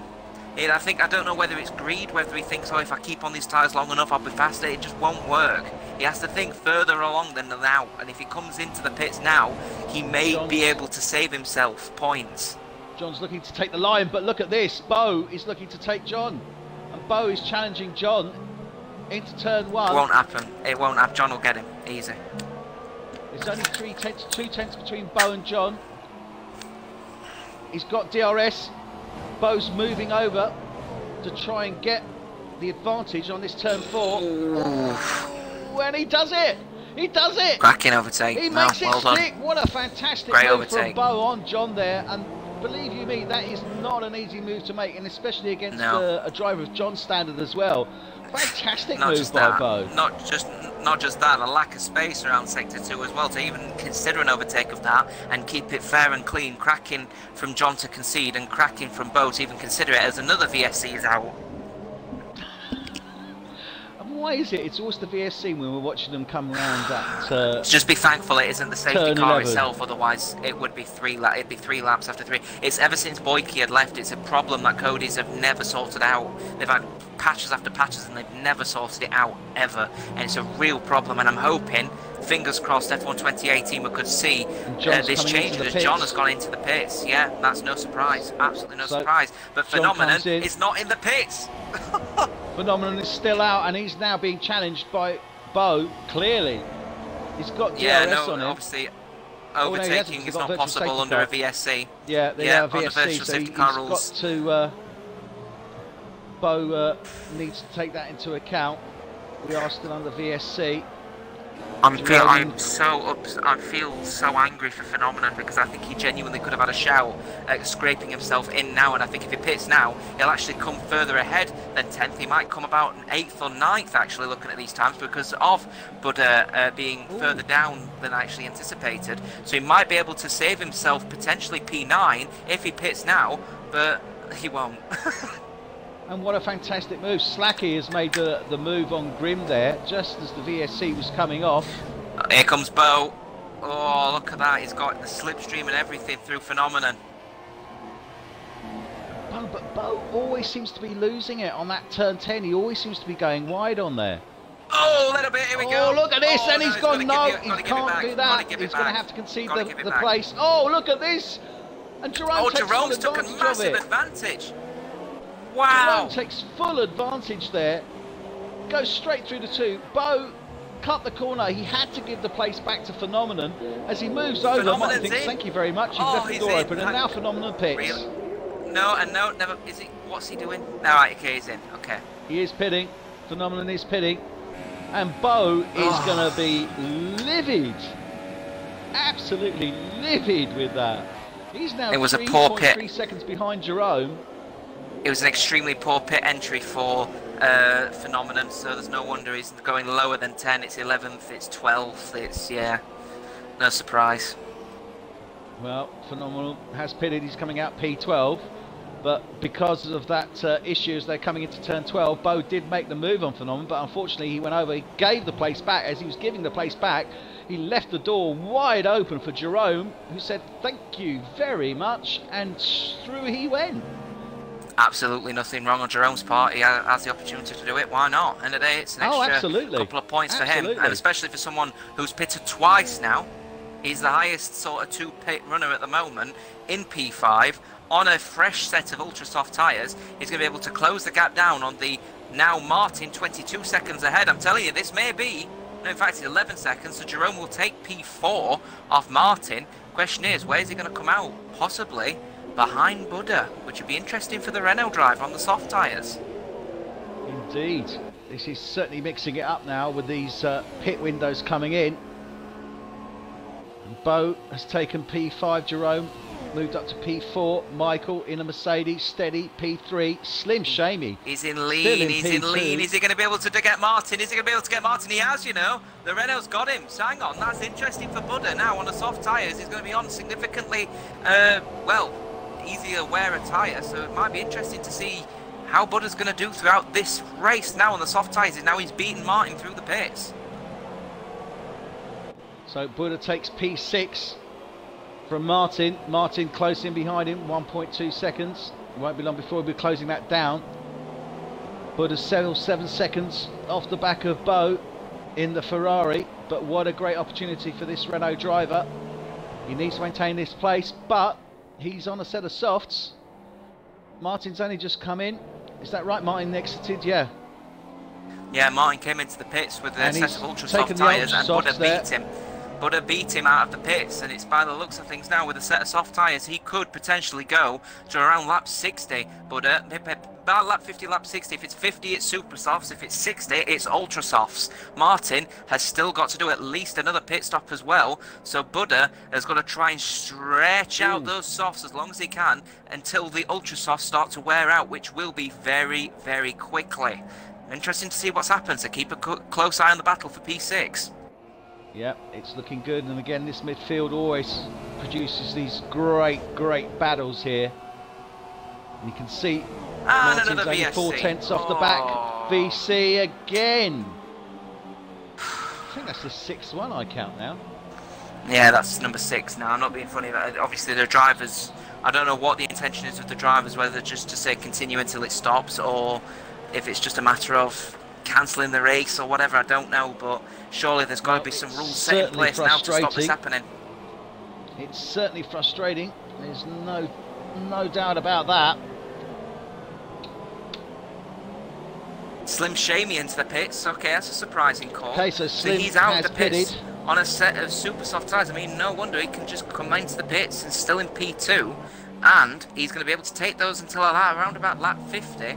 He will be faster than Stoner, so he is thinking ahead of time, Slim Shamey. He has an option there to continue on longer than Stoner does.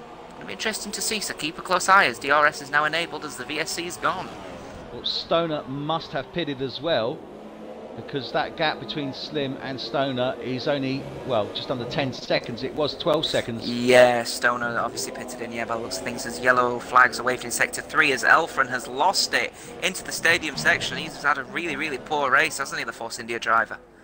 He's not having his night, and is this a Ferrari engine phenomenon that we're seeing?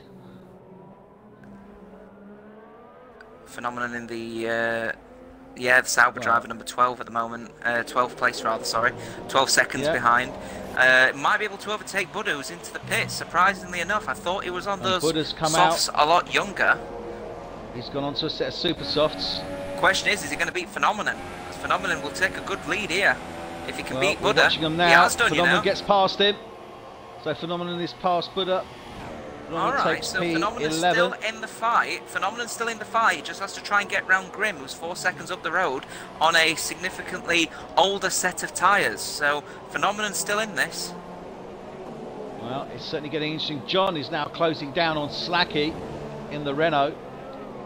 Great fight going on here between these guys. We saw it a little bit earlier as well. Been brave. Slacky's been very brave, hasn't he? He's been going ultra aggressive with his strategy. He's done 3 stops so far this race. He has, and he's going to have to do at least another one.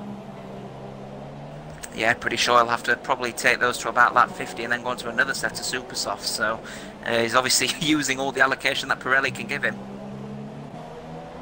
Well, I'm sure he's making Pirelli very, very happy indeed. I don't know how much a set of those tyres costs, but I should think it's got to be round about 4 figures each at least. Oh, imagine all the data that Pirelli are going to get their way. Yeah, that's true. As I say, bring slack into the real life Formula 1. Pirelli would be very happy to stay with Formula 1 throughout the various seasons. Stoner sets a 1:19.5 on lap 35, fastest provisional lap. So we're about halfway through this race. 3-second time penalty for Grimm. So Stoner halfway through the race, he's already set a 1:19. Keeps that pace, we're going to be seeing a 1:16, possibly a 1:15 towards the tail end of this race once they burn off all that fuel. Probably see 1:17's more like, to be fair, as Slim Shamey's now coming up to a bunch of back markers, phenomenal, letting him through very easily.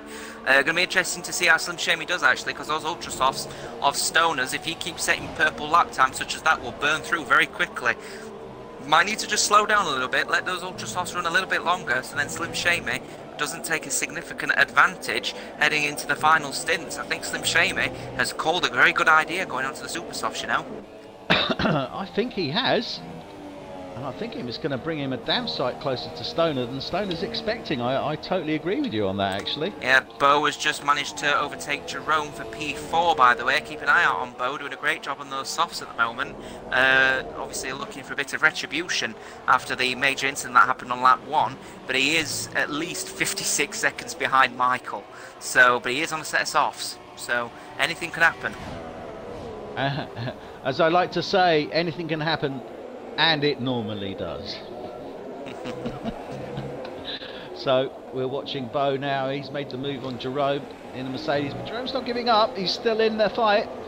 He's only 6/10 off the back of that Ferrari, and he's put in a good solid race as well this evening. So, and a 3-second time penalty again for Elfren. Bear in mind that these penalties are applied at the end of the race, and they do make a difference when you're looking at close racing. You can see there's some sizable gaps, but also some gaps where if you get 2 or 3 or even 4 of those 3-second time penalties, it can make all the difference. So watching Bo now starting lap 36. He's still got Jerome on the back of him, not quite as close. He's 1.2 seconds off. Touching wood now, Woods. Gaps from that. Touching wood now, Woods. Hopefully the VSCs have now disappeared after 6 views, so keep your fingers crossed. Hopefully so. It will have disappeared. Let's hope we don't see them anymore this evening. And Buddha's got a 3-second time penalty as well now. So Stoner setting purple lap times. Yeah, quick, isn't it? 19.3, not bad. Now. Not bad halfway through the. Not even. Are we halfway through? Yeah, we're over halfway through now, aren't we? So halfway through. Not bad lap times coming from Stoner, but the question is he burning through those ultra softs more than he should be? Well, I mean, it depends. I mean, I don't know what the pit window here would be, but I would hazard a guess it's got to be around about the 20-second mark. Yeah, it'd be about 25 seconds, I think. So if you just average around 25 seconds, the only idea I've got is Stoner's going to burn through those ultra softs as quick as possible and basically burn out some cracking lap times. He might be able, on his next stint, to just come into the pits and come straight back out in first place again, which would be a killer for Slim Shamey and his opportunity to win this race. Well, absolutely, and I'm inclined to agree. I think that is what he's going to be, what he is actually aiming for. I mean, he's, relatively speaking, he's got a clear track ahead of him. I'm pretty sure he's cleared most of those back markers. Although I can't. Oh, actually, no, he hasn't. No, his nearest back marker is John F1 tonight. Then he's got Slacky. Then he has Martin. Then he has Jerome. Then he has Bo. And exactly, they're all, so as you have stated, these drivers are obviously all quite compact. It's clearly a very good battle for the middle grounders, and unfortunately, Stone is going to be upcoming into that traffic. Meanwhile, Slim Shamey is going to have a completely clear road. So we may see that 15.7 and 15.8 and growing drops very suddenly, very soon. So keep your eyes peeled over the next couple of laps, guys. It's looking interesting. And when it does, it will drop quickly as well, won't it? Because that yeah, because they're all battling. They're all battling for position. Why they? At the end of the day, if they're all close enough, blue flags aren't going to be shown. Because at the end of the day, they're still battling for position. And indeed, and I'm sure that Bo is not going to be looking to make the same mistake that he made earlier, which allowed Jerome to sneak through. He has taken that place back from Jerome, to be fair, as we've seen, but he's not going to be leaving any invites to let people through, I think. Yeah, keep your eyes peeled, because obviously it's going to be looking very interesting, especially for the battle for 4th place between 4th and 8th. Although there's a significant couple of seconds gap between Bo and Jerome, I think eventually those softs will start to degrade, and Jerome will be on a fresher set of tyres. So, I don't know, keep your eyes peeled, because strategy, it's looking very interesting across the whole of the field. The thing is, there are so many options that we can look at here. We are only on lap 39 and 71, so we still have 32 laps to go. 32, sorry, laps to go. So it still could be, well, not anyone's, but well, yeah, it still could be anyone's, really. Could be anyone's victory. Just got to keep an eye out. Obviously, Stoner is now coming up to the back markers, as John has let him through very easily. So yeah, see that, so nice little move there, coming to turn 4. I think there's enough of a significant gap that Stoner is going to be able to overtake these back markers without any traffic issues. So a bit of a killer for Slim Shady. It means that 20-second gap is growing very rapidly, and it won't be long, and Stoner will be in for another set of tyres, and he'll be pitting and straight back in first again. He will. And Bo's just picked up a 3-second time penalty as well, and I think that's at least 2 that he's picked up. Just a quick message, by the way, coming in from Jesse Vanderloo on the chat box on YouTube. Simply the word hello. Hello, Jesse. Welcome. Hope you're enjoying our broadcasts, and tell your friends, your colleagues, your workmates, your auntie, your cousins, and everyone you know. As we're getting geared up, this is F1 Tonight 2017 Season 3 Race 19, and we are in Mexico, and we're now with our race leader at this moment in time, and has been from the start on lap 40 now. Stoner for Haas is stealing this. This guy has been incredible. Over the past 4 races, he has just come literally out of nowhere, really taken to his new team of Haas this year, and he has really lit up these circuits in the closing stages of this championship, so much so that he's taken the championship lead and looks only to be affirming that at the end of this race as it goes. Yeah, incredible so far, isn't it, from Stoner this season, the latter half of the season especially. Like I said, last 4 races, been accumulating a hefty amount of points, only just missing on 25 points in the USA in the last race, so fingers crossed he's going to be able to maintain this gap and, well, take a hefty 25 points off Baz F1 Tonight, his nearest rival. It's looking like it's his championship to lose, with 30 laps to go. Absolutely, I mean, Baz is currently on 241 points, he's DNF'd. Next closest is Bo, he's currently on 227. He is in 4th place, so he would pick up, I believe, what, 22 points? I think it is. Yeah, 22. So it would still not put him past his... well, it would put him past his partner, but he'd be a long way still off Stoner, and Stoner will be pulling out a real big lead on these guys, and there's only just double checking on your point there, saying he's going to get 4. If he finishes 4th, he'll be getting 12 points, not 22. 12 points, sorry, so if he gets 12 points, Bo will still be behind Baz F1 Tonight by 2 points. Exactly, so it will be very close indeed. So huge difference here, and Stoner is just really taking this away. He missed out last week. Maintain the lead. Wow, I'm just saying, no, I've just made a quick point here. With is 42 points is the difference in the league now between the Stoner and Baz at this moment in time. Obviously things can still happen as there's 29 laps to go, but 42 points. And how many sessions left? 2? There's only 2 races left. We've only got Brazil and Abu Dhabi to go. Abu Dhabi, yeah.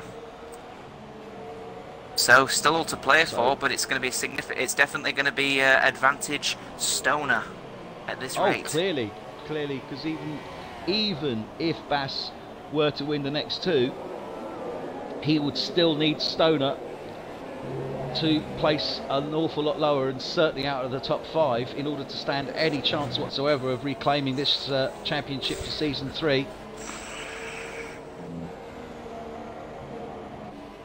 So this is a real battle going on here. Just trying to do the numbers at the moment at this rate as well. I'll let you do the number crunching and I'll do the talking. Sure. No problem at all with that, Jottr. Yeah. We've got Slim, he's still in second. He's now 19 seconds behind Stoner, so that window is opening up for Stoner. To be safe, he's probably going to want about another 10 seconds. 3-second time penalty now for Grim, exceeding track limits. Michael, he's maintaining third place in the Mercedes. Bo, fourth place in that Ferrari. Martin in the Toro Rosso is coming up fifth. He's 4 seconds, nearly 5 seconds behind Bo. Then we have Slacky, and Slacky's starting to close in on Martin. Martin is on a set of ultra softs, Slacky is on a set of super softs, so I think it'll be a few laps before he potentially does, but he certainly looks as if he's diminishing that gap now. It's down to 1.7 seconds. John in the Red Bull is currently P7, Jerome in the Mercedes P8, Buddha in the Renault is P9, Grim is just coming into the pits in the Haas there, he was P10. He'll be undoubtedly coming out, I would think, probably around about P12, probably behind Phenomenon, closely behind him. Miguel's moved up to P10. Phenomenon is moved up to P11. And Grim will be coming out in P12. P13 is Peter in the Williams. And bringing up the rear is Elfrans in the Force India P14. Bass, DNF, Boyke, DNF. And there we are now with our race leader Stoner. He's now got a 19 set. Let's see over the line actually what that gap is going to be. He has set the provisional fastest laps. Although it's been a few, I think he's dialed it down now. He's got into a comfort zone. Okay, so, maths completed. Done the crunching. I think I've done the crunching, and hopefully if any viewers can correct me on this if I am wrong, but I'm fairly certain, basically, if Stoner win at this rate, Stoner wins the next race, he's won the World Championship by 1 race. Wow. So all he needs to do is just win the next race, and that's it. Very, very interesting indeed, and I'm sure Stoner will be paying very close attention to that at the end of this race. Brazil is next week. Sherman's 86 just commenting, by the way, basically thanking you for fixing, adjusting the voices and making everything sound absolutely precise. Oh, that's good. That's good to hear. Thank God for that. It took a few laps, but we managed to get it done in the end. Yeah, got there in the end. Unfortunately, the drivers can hear my voice, and everyone, I'm going massively wide there. Stoner's closing in on the back marker here, I think that may be Buddha as he's coming into turn 12. There's a serious danger. There is a serious danger. It's Slacky. Yeah, Slacky. There's a serious danger that Stoner's going to be able to lap everyone up to P3 at this rate. Well, he's just lapped Slacky, P6. Bo is in the pits. Bo's in the pits, no surprise, he's getting a nose change. Oh. So what's he going on to? He's onto a set of softs. I've got here. Oh no, super softs. So he's onto a set of super softs. Slacky moves up to P5. Martin P4 now. Michael maintains that P3. Slim maintains that P2. And that gap hasn't opened up too much. Okay, Stone's been going through some of those back markers. It was around about 20 seconds. Still round about those 20 seconds. So that's still not a big enough window, really, is it? No, it's not looking like it at the moment here. I think obviously it's been unfortunate as well for Bo, currently down in P7, also a lap down on the leader. Taking a look at all the other stats though, he is only 12 seconds behind John on a fresh set of super soft tyres to the end of the race, so he could possibly get P6, but and possibly even P5 maybe. But quite honestly, I think this may be Bo's opportunity to try and overtake his teammate missed. I totally agree with you. I don't think he's going to be able to overtake Bass, even though Bass has DNF'd. And I think ultimately it's going to be well, a 2-win situation for Stoner, because not only will he take, as it stands at this moment in time, 25 points for the race win, but also his 2 major rivals have had an awful race. I mean, you know, okay, Bo has moved up, but it really hasn't been a Ferrari evening this evening. Nah, terrible for Ferrari this time around. Obviously, Baz DNFing earlier on in the race, and Bo struggling, although he's managed to take P6 and Slack is coming to the pits on a set of ultra soft tyres. Bit of an unusual call. I wonder if he's going to be able to look after those tyres to the end of the race, but yeah, I'm looking at this judging now. Judging my previous pit stops, I doubt it. Yeah, I'm taking a look now, unfortunately. I think Slacky's going to have to make another pit stop, and I'm making it quite clear the amount of pit stops he's had to do has been unbelievable. And he's actually now on pit stop number 4, and he will be on to 5 at this rate. And the question is, what about his allocation? Is he going to have another set of ultra softs in the bag, or does he have to go on to a super soft? I'm not too sure. I think he possibly will have another tyre spare, because obviously they had to do Q3 in the intermediates weather, but I'm just trying to think about it. He'll have 2 sets for Q1, 2 sets for Q2, 2 sets for Q3, and then a couple of sets on standby for... He may be running out of tyres, and he may be onto 1 tyres by the next set, you know. Well, let's keep an eye on that one, and while we're doing that, Slacky has closed down to 3 tenths. 5 tenths as they're going through the grandstand now, finishing sector 3. Slacky closing in on Jerome. Slacky now on a set of ultra softs. He did pit. He's closing in on Jerome, who's on a set of softs. Does have DRS. Can he make the move before they get to turn 1? I think he's going to give it a go. Yeah, he's done it. So Slacky takes 7th place from Jerome. Just as they're hitting turn 1. And he's going to be lighting up the floor now. But we're not envisaging him going to the end of the race on these. And he's probably going to have to pit quite late. He's probably going to be running about the mid-60s or well, no, probably early 60s actually. Grimm has made a overtake on Phenomenon. Now Phenomenon are struggling on those older set of super soft tyres. Remember, he's only done a 1 stop so far, and he is down in P12. I did say pit earlier, Phenomenon. I think you're right. I think he missed his opportunity there.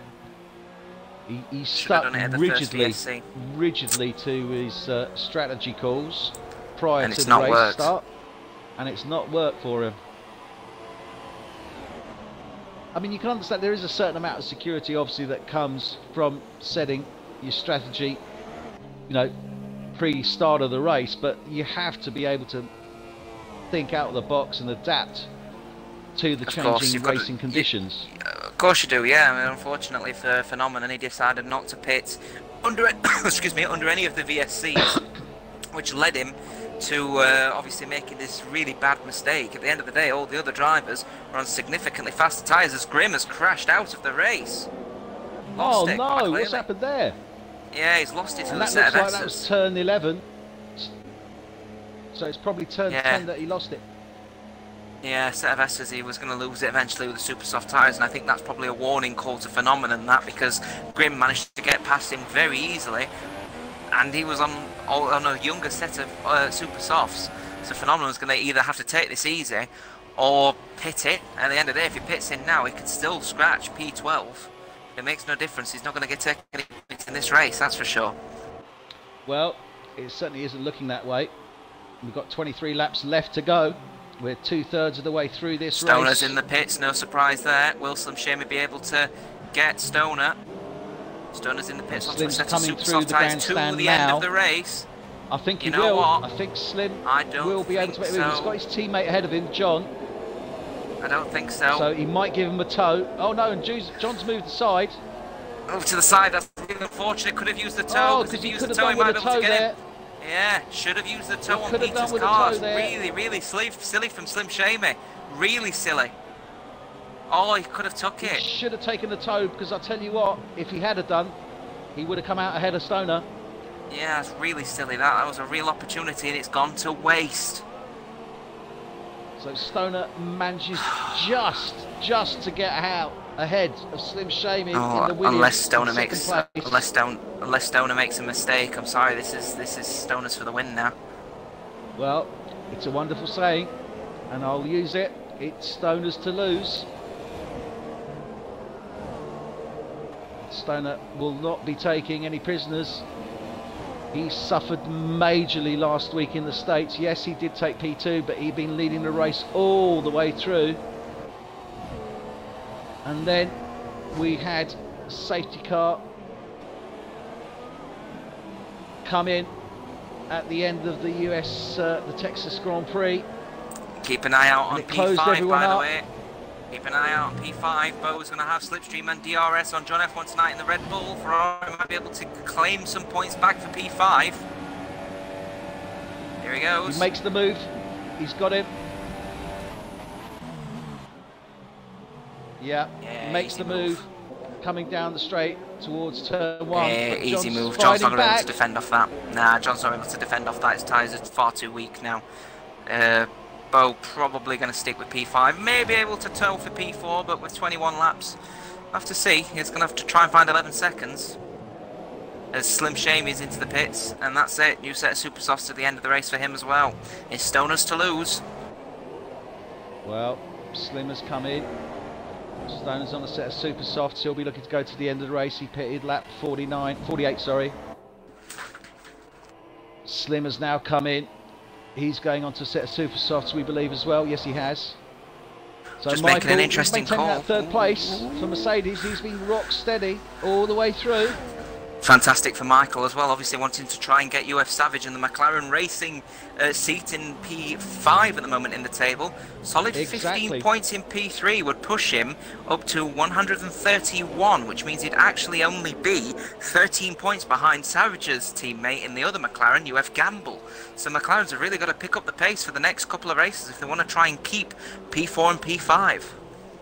Absolutely. And this is what I was saying beforehand. Great opportunity for Michael here to move up the table, firmly plant himself between those two McLaren drivers of Savage and Gamble. No doubt Martin and, Michael, Slim, Shamy and Stoner are now on to the end of the race. Martin, on the other hand, simply can't be. Bo is significantly faster round the track, and Bo might have just got an opportunity to take P4 off Martin. So it's a real shame for Martin with this strategy call, going on to the ultra soft tyres, clearly struggling for him, as he's not even going around in 7th gear actually through the set of S's, so he clearly hasn't got a lot of traction. Well, Bo is in an opportunity to take P4 here, so it's not all a be-all and end-all for the Ferrari driver. Well, it's certainly valuable points.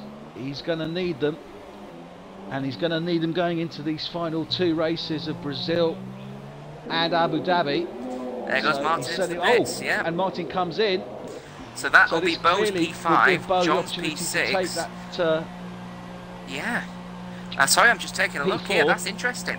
That's interesting, that, because now it's Bo's P4, John's P5, Slacky's P6, possibly even Jerome's P7.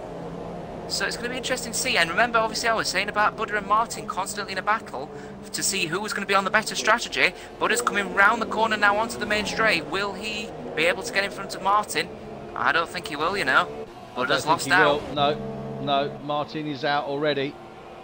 If anything, he's going to be challenged by Jerome as they're coming into turn 1. Softs as well. That's a bit of an interesting call. 19 laps on ultra Slim has retired. Oh my God, what's happened? No way. Slim has taken it out.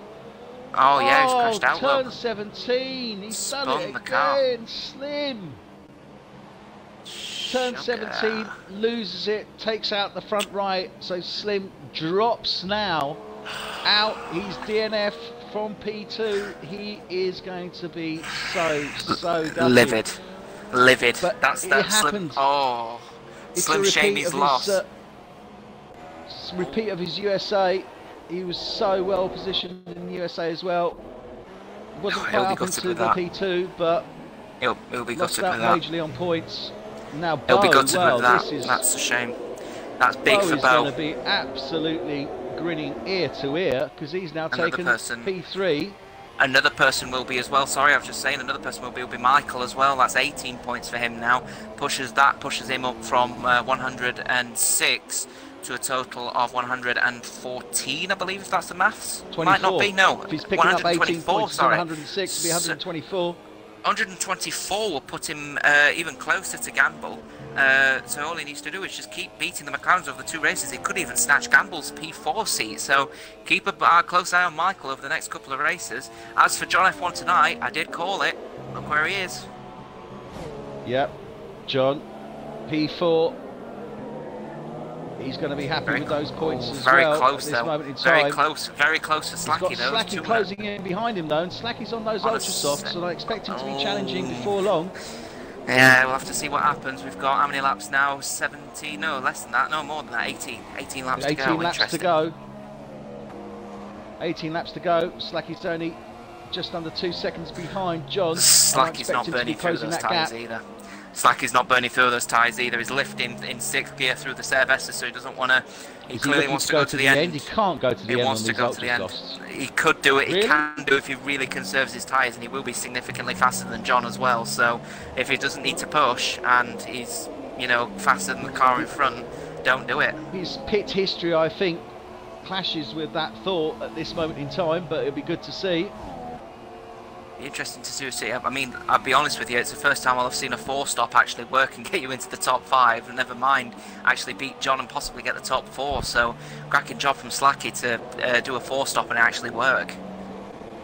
Well, let's see. Let's keep a close eye on that. But Bo, well, happy times. He's up to a podium finish on P3. Michael, very lucky boy. He's going to be happy, Bunny. He's P2 at this moment in time. Stoner still P1, and Stoner's got a convincing lead. I mean, 55 seconds. Well, as good as 55 seconds. 54.8. Backmarker news, by the way, with Slim Shamey's retiree, Phenomenon is now into the points. Indeed, Phenomenon is P10, so he'll be picking up a point there. I'm sure he's going to be happy with that. And Stoner's now closing in on the back of Bo.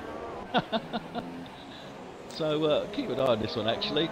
He's the back marker, so Bo in theory should just wave him past. I'm just looking Stoner at these stats closing now. Down. Oh wow. I'm looking at the stats at the moment, and this is going to be horrible for all of the other drivers for regards of their possibly their we'll say their stats in this scenario, because Michael is 55.5 seconds behind as Bo is giving him the space to let Stoner through. 55.5 seconds on a fresh set of tyres could be easily eaten up, and it's quite possible Stoner could lap every single driver on the field today. That would be horrific. It certainly would be. It certainly would be, and what a convincing win it would be. I mean, that would really... Well, that would be more than stamping his mark on this championship. That would basically be saying, look guys, that's it. See you next season, because this is mine. Put Stoner in a European Championship and he can do F1 tonight, some proud nature, I think. So could be interesting, you know.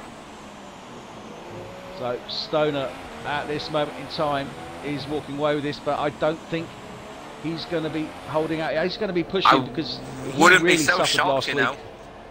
Oh, I wouldn't be so shocked, you know, because I'm just taking a look now. Michael has only just started lap 55 and he's only approaching turn 4. Stoner approaching turn 1 on lap 56. This could be mightily close to see if Stoner actually laps every driver on the field. Amazing stuff from the Haas driver. It certainly would be. It certainly would be, and we're just following Michael now as he's coming around sector 2 through the S-bends, nice and clean.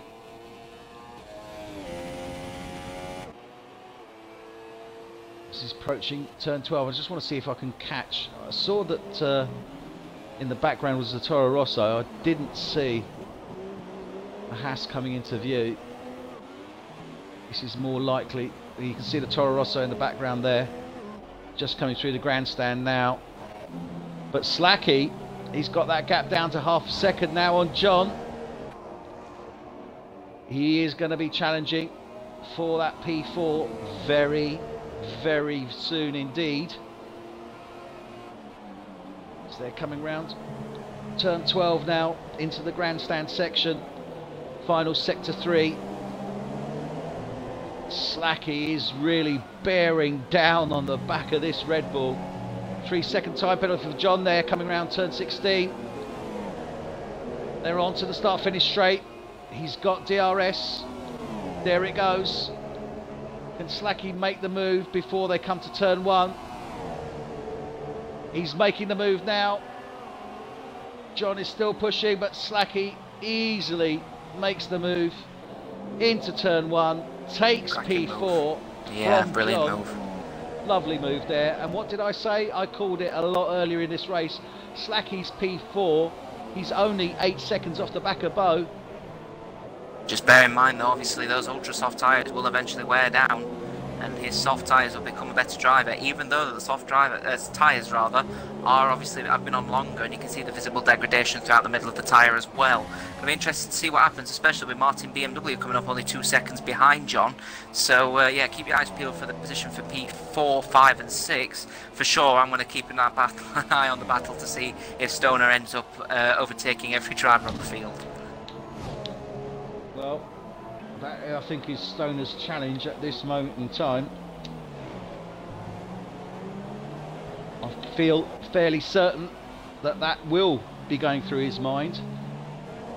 So, and especially after he's made the move on Bo. Slacky now.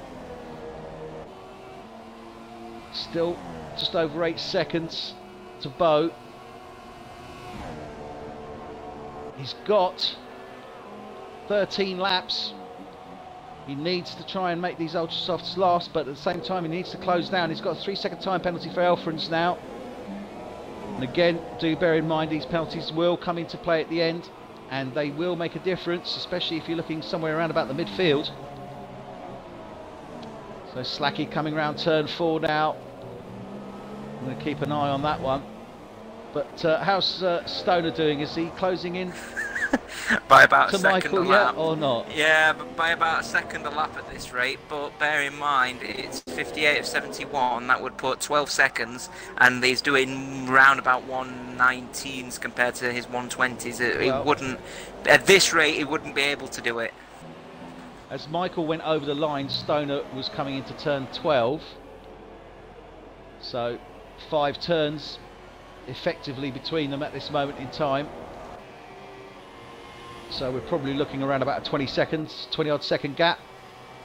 Something like a 20-second gap, but just bear in mind, obviously, with what, 12 laps to go now, obviously 11 for the rest of the field. I think it's going to look very unlikely that Michael's going to get lapped by Stoner. I can't believe I'm actually saying that. But yeah, keep an eye out, because it's looking like a cracking battle, especially as Martin is up the rear end of John, going into turn 1. Got him. He has.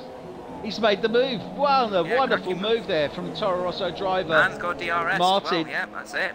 Makes the move on John to take 5th place. Fantastic. John will still be happy. John will still be happy with P6 though. I think, especially starting on a ending on a soft tyres rather. Just taking a look at the moment actually at the rest of the. Buddha's just set the fastest lap time around 118. That. Actually, that's a good call. Actually, why has he done that? Has he been on the? Yeah, he's on ultra soft, so he must have pitted at some point. Wow. Either way, John. Either way, John will be very, very happy. And he's got a 3-second time penalty for the effort. Either way, John will be very happy with P6 because he started P10. So obviously after crashing out in Q3 rather. So you know what? His strategies work quite well. I'd be very happy with P6 if I were John.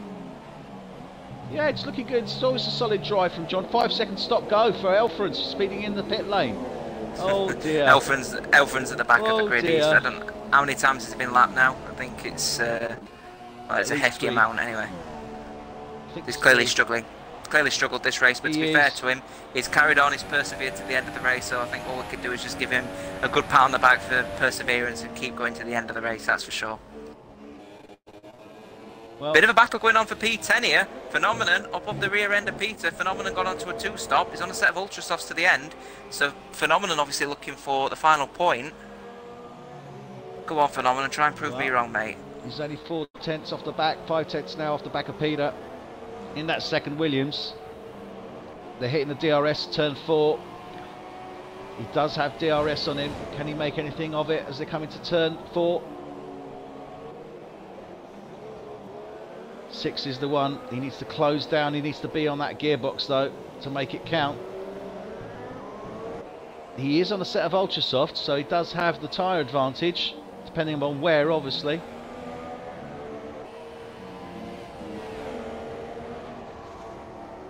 So Phenomenon closing in on John here as they approach turn 12, and he's going to look to make the move on 12. Does he make... Oh, and he goes off into the barrier. No! He's definitely got front wing damage there. Yep, he's wiped out his front left. He's going to have to come in. That's the end of the battle. That's the end of the battle for Phenomenon now, unfortunate for him. Oh, tried his hard. Unfortunate for Phenomenon, but he's staying out. Yeah, might as well stay out to the end now. There's no point. Elfren, I mean, if I were him, I'd go on to a new set of ultra softs, get a new front wing on, try and get, you know, the fastest lap or something, because Elfren's absolutely nowhere near going to be able to take 11th. But I think that will be Phenomenon now pretty much out of the running for the point. Real shame. It is a great shame, because he's shown some...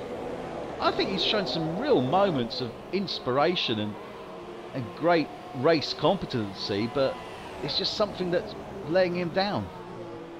And I think you're right, I think it is strategy. Oh dear, and he goes off now, turn 4 as well.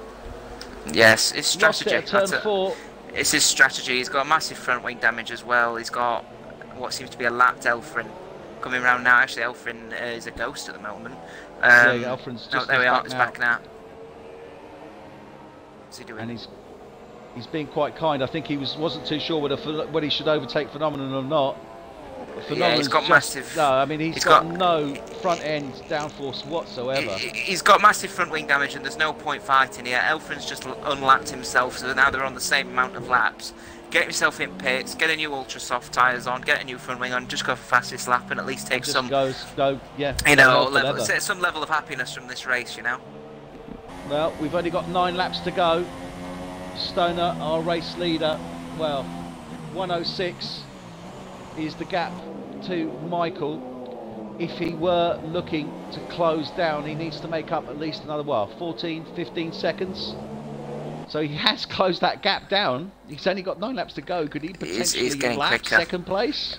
He is getting quicker at the moment. I'm taking a look at the moment. It's about 2 seconds a lap faster with 9 laps to go. Michael's just come over the line. Stoner is now exiting into 16. So Stoner, as Michael came over the line, laps. Stoner was going into turn 16. He is 2 seconds a lap quicker. If we watch Michael now, we can see... Sorry, Jottr, I'm getting excited. I was just saying, Michael at the moment is obviously on an older set of super soft tyres, so we're going to notice severe degradation on Michael's car soon. It is 2 seconds a lap now, the difference between Michael and Stoner, and that means at this rate, with 8 laps to go, 16 seconds is the difference, and he needs to find about 10. So at this rate, Stoner's going to lap every car on the field. Amazing drive from him today. Phenomenal, absolutely phenomenal. So riding with Michael, he's currently P2 as he's going through sector 2. The wonderful S-Benz. Bo, he's in 3rd place in the Ferrari. He's got a podium finish.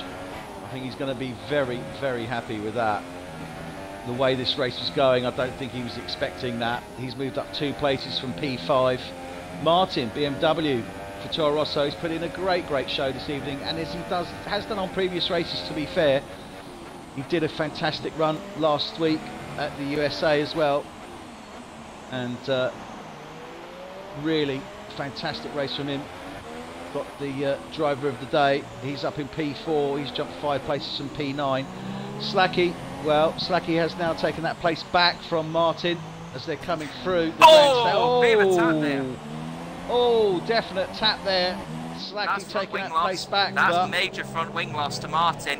Don't know what he's going to do. He's probably going to go to the end now and try and keep a gap on Jerome. 13 seconds the difference, but he's got a hefty lot of front wing damage on that right-hand, left-hand side, isn't it? He has got a lot of front wing damage. Right-hand side, yeah. Front right's been wiped out. So Slacky takes a hard P4. Foul through Martin, the I'd take that to the grandstand. stewards. Foul Martin, I'd take that to the stewards because there was definitely a battle for position between those two drivers. It was definitely a hard combat going through that grandstand section without any shadow of a doubt. But he takes P4 provisionally now from Martin. Martin with front end damage. As I was talking, he had moved up 5, he's moved up 4 places, but he's done well. Jerome, he's maintained his place in the Mercedes there, P6. John, he's moved up on the 3 ultra from softs. P10.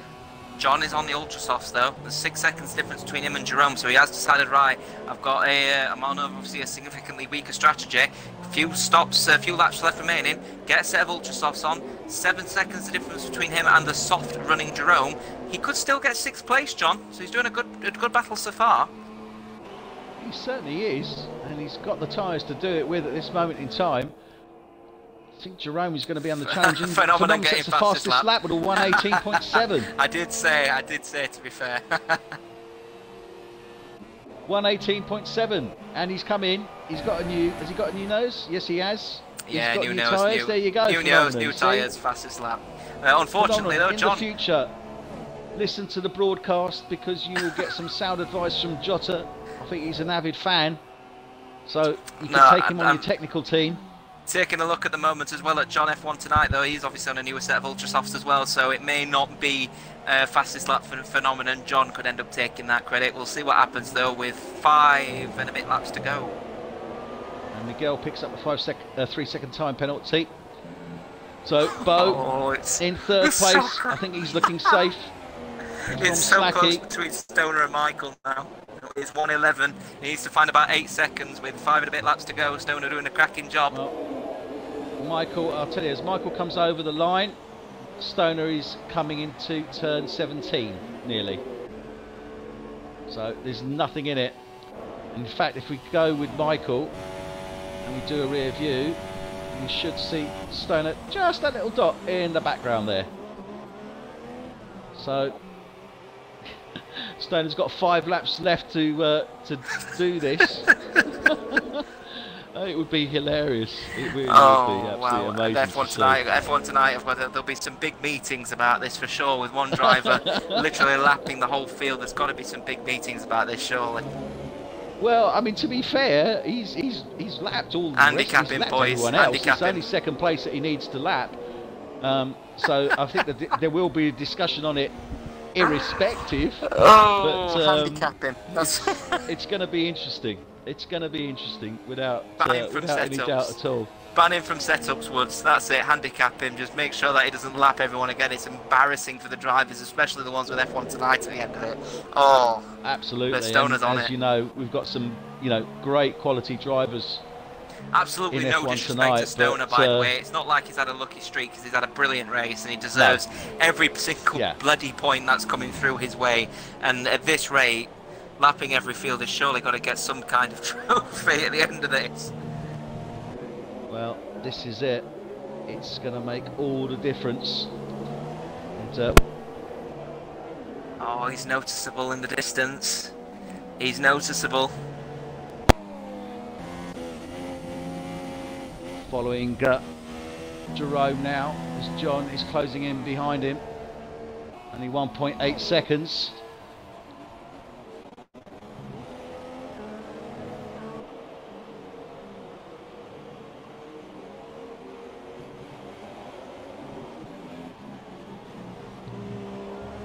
Whoa, this is really... Following John and Jerome, yeah. Look how close it is. DRS wide open available on lap 66 for them. This is looking very interesting indeed. 67. John look really at the to close in on Jerome now, isn't he? Look at this. Yeah, look at the grip going through 1, 2 and 3. The DRS open and heading into 4. Surely this is John's for the taking.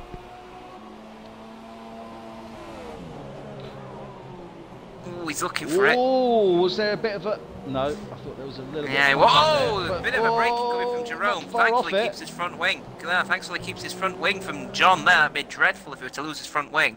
Definitely got to leave Jerome some space. Well, they're coming through Sector 2 now. Jerome goes off track there. But John, close, tight in behind him. He's going to make the move on 12. Nah, he'll probably get it on the DRS straight. Just hang fire and just get onto the DRS straight, innit? Coming through the grandstand now. There's nothing in it.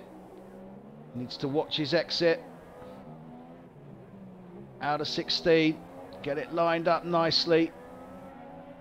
Yeah, take the... Got that yeah, DRS. there we are. Take the DRS, take the slipstream, get yourself down into turn 1. It should be yours, that, John. Come on, buddy. He's got 5/10, I don't know if he's going to have enough time to make it, because that straight line speed on that Mercedes is still pretty damn good. Yeah, I'll be alright into the second DRS. Can't make it stick. See how it looks. Grip again. 2, 3. Perfectly taken. Grip it and go for it. Here he goes. Can he make it nice, stick? leave him the space. Cracking. Lovely job. And I think Jerome goes, okay, mate, that's fair enough. You made a good attempt there, fair enough. Yeah, that's enough of that one then. So it's John's P6. Cracking job from him. A couple of laps for him to go. In fact, only 1 lap for him, because obviously he's a lap down. We'll have to see what happens, but take a look at Stoner. Take a look at Stoner. I'm looking. It's lap 69 of 71, and it could be happening. Here it is. He's done it. Oh, what an incredible race from Stoner. Not only is he winning this race, but he has lapped everyone else in the field. My God, that is amazing. I mean, cracking job. I mean, obviously, just switch over the spectator menu to the gap leader just to confirm. You'll see there, leader, 1 lap, all the way down to Elfren and Phenomenon on 3 laps. It's absolutely incredible work from Stoner to lap every person on the field. Safe to say, if he messes this up now and crashes out, it could be one hell of a loss, to put it politely. Yeah, I'm pretty much agree with that one. And there you have it. There is confirmation.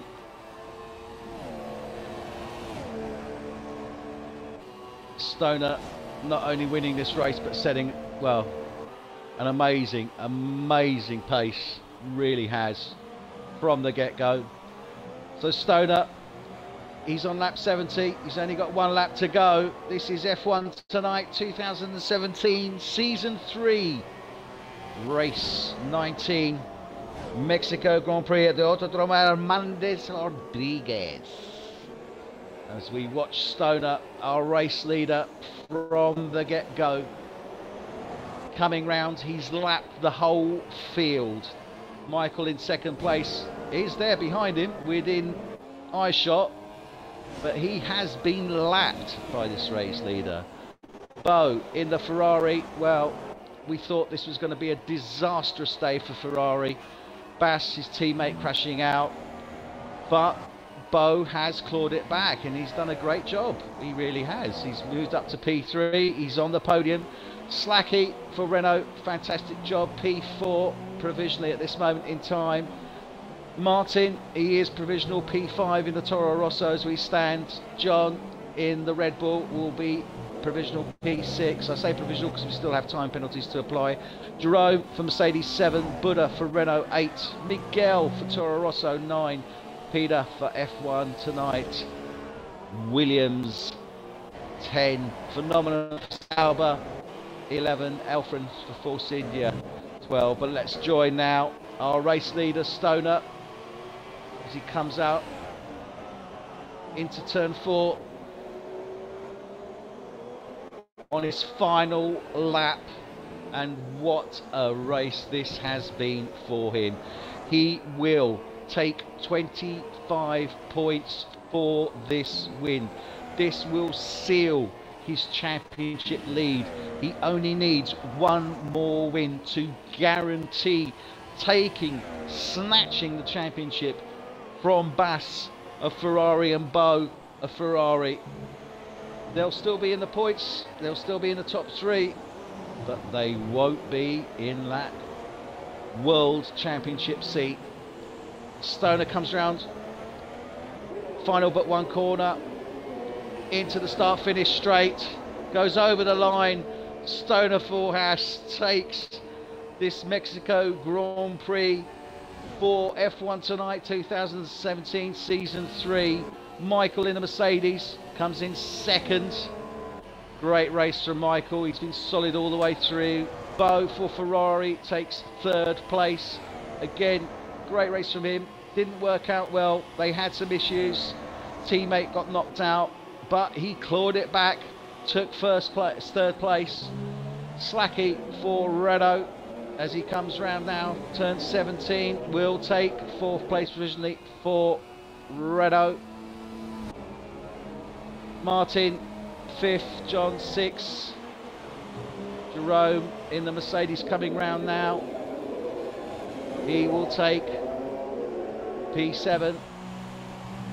Buddha for Renault, P8. Miguel for Toro Rosso will be P9. P10, Peter for Williams. Phenomenon for Sauber, P11. And Elfrans for Force India, P12. Slim Shamy, DNF.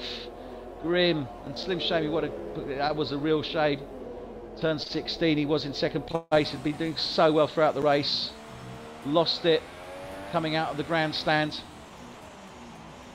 There we have it, so we'll see our final results. Jottr, comments? I can't.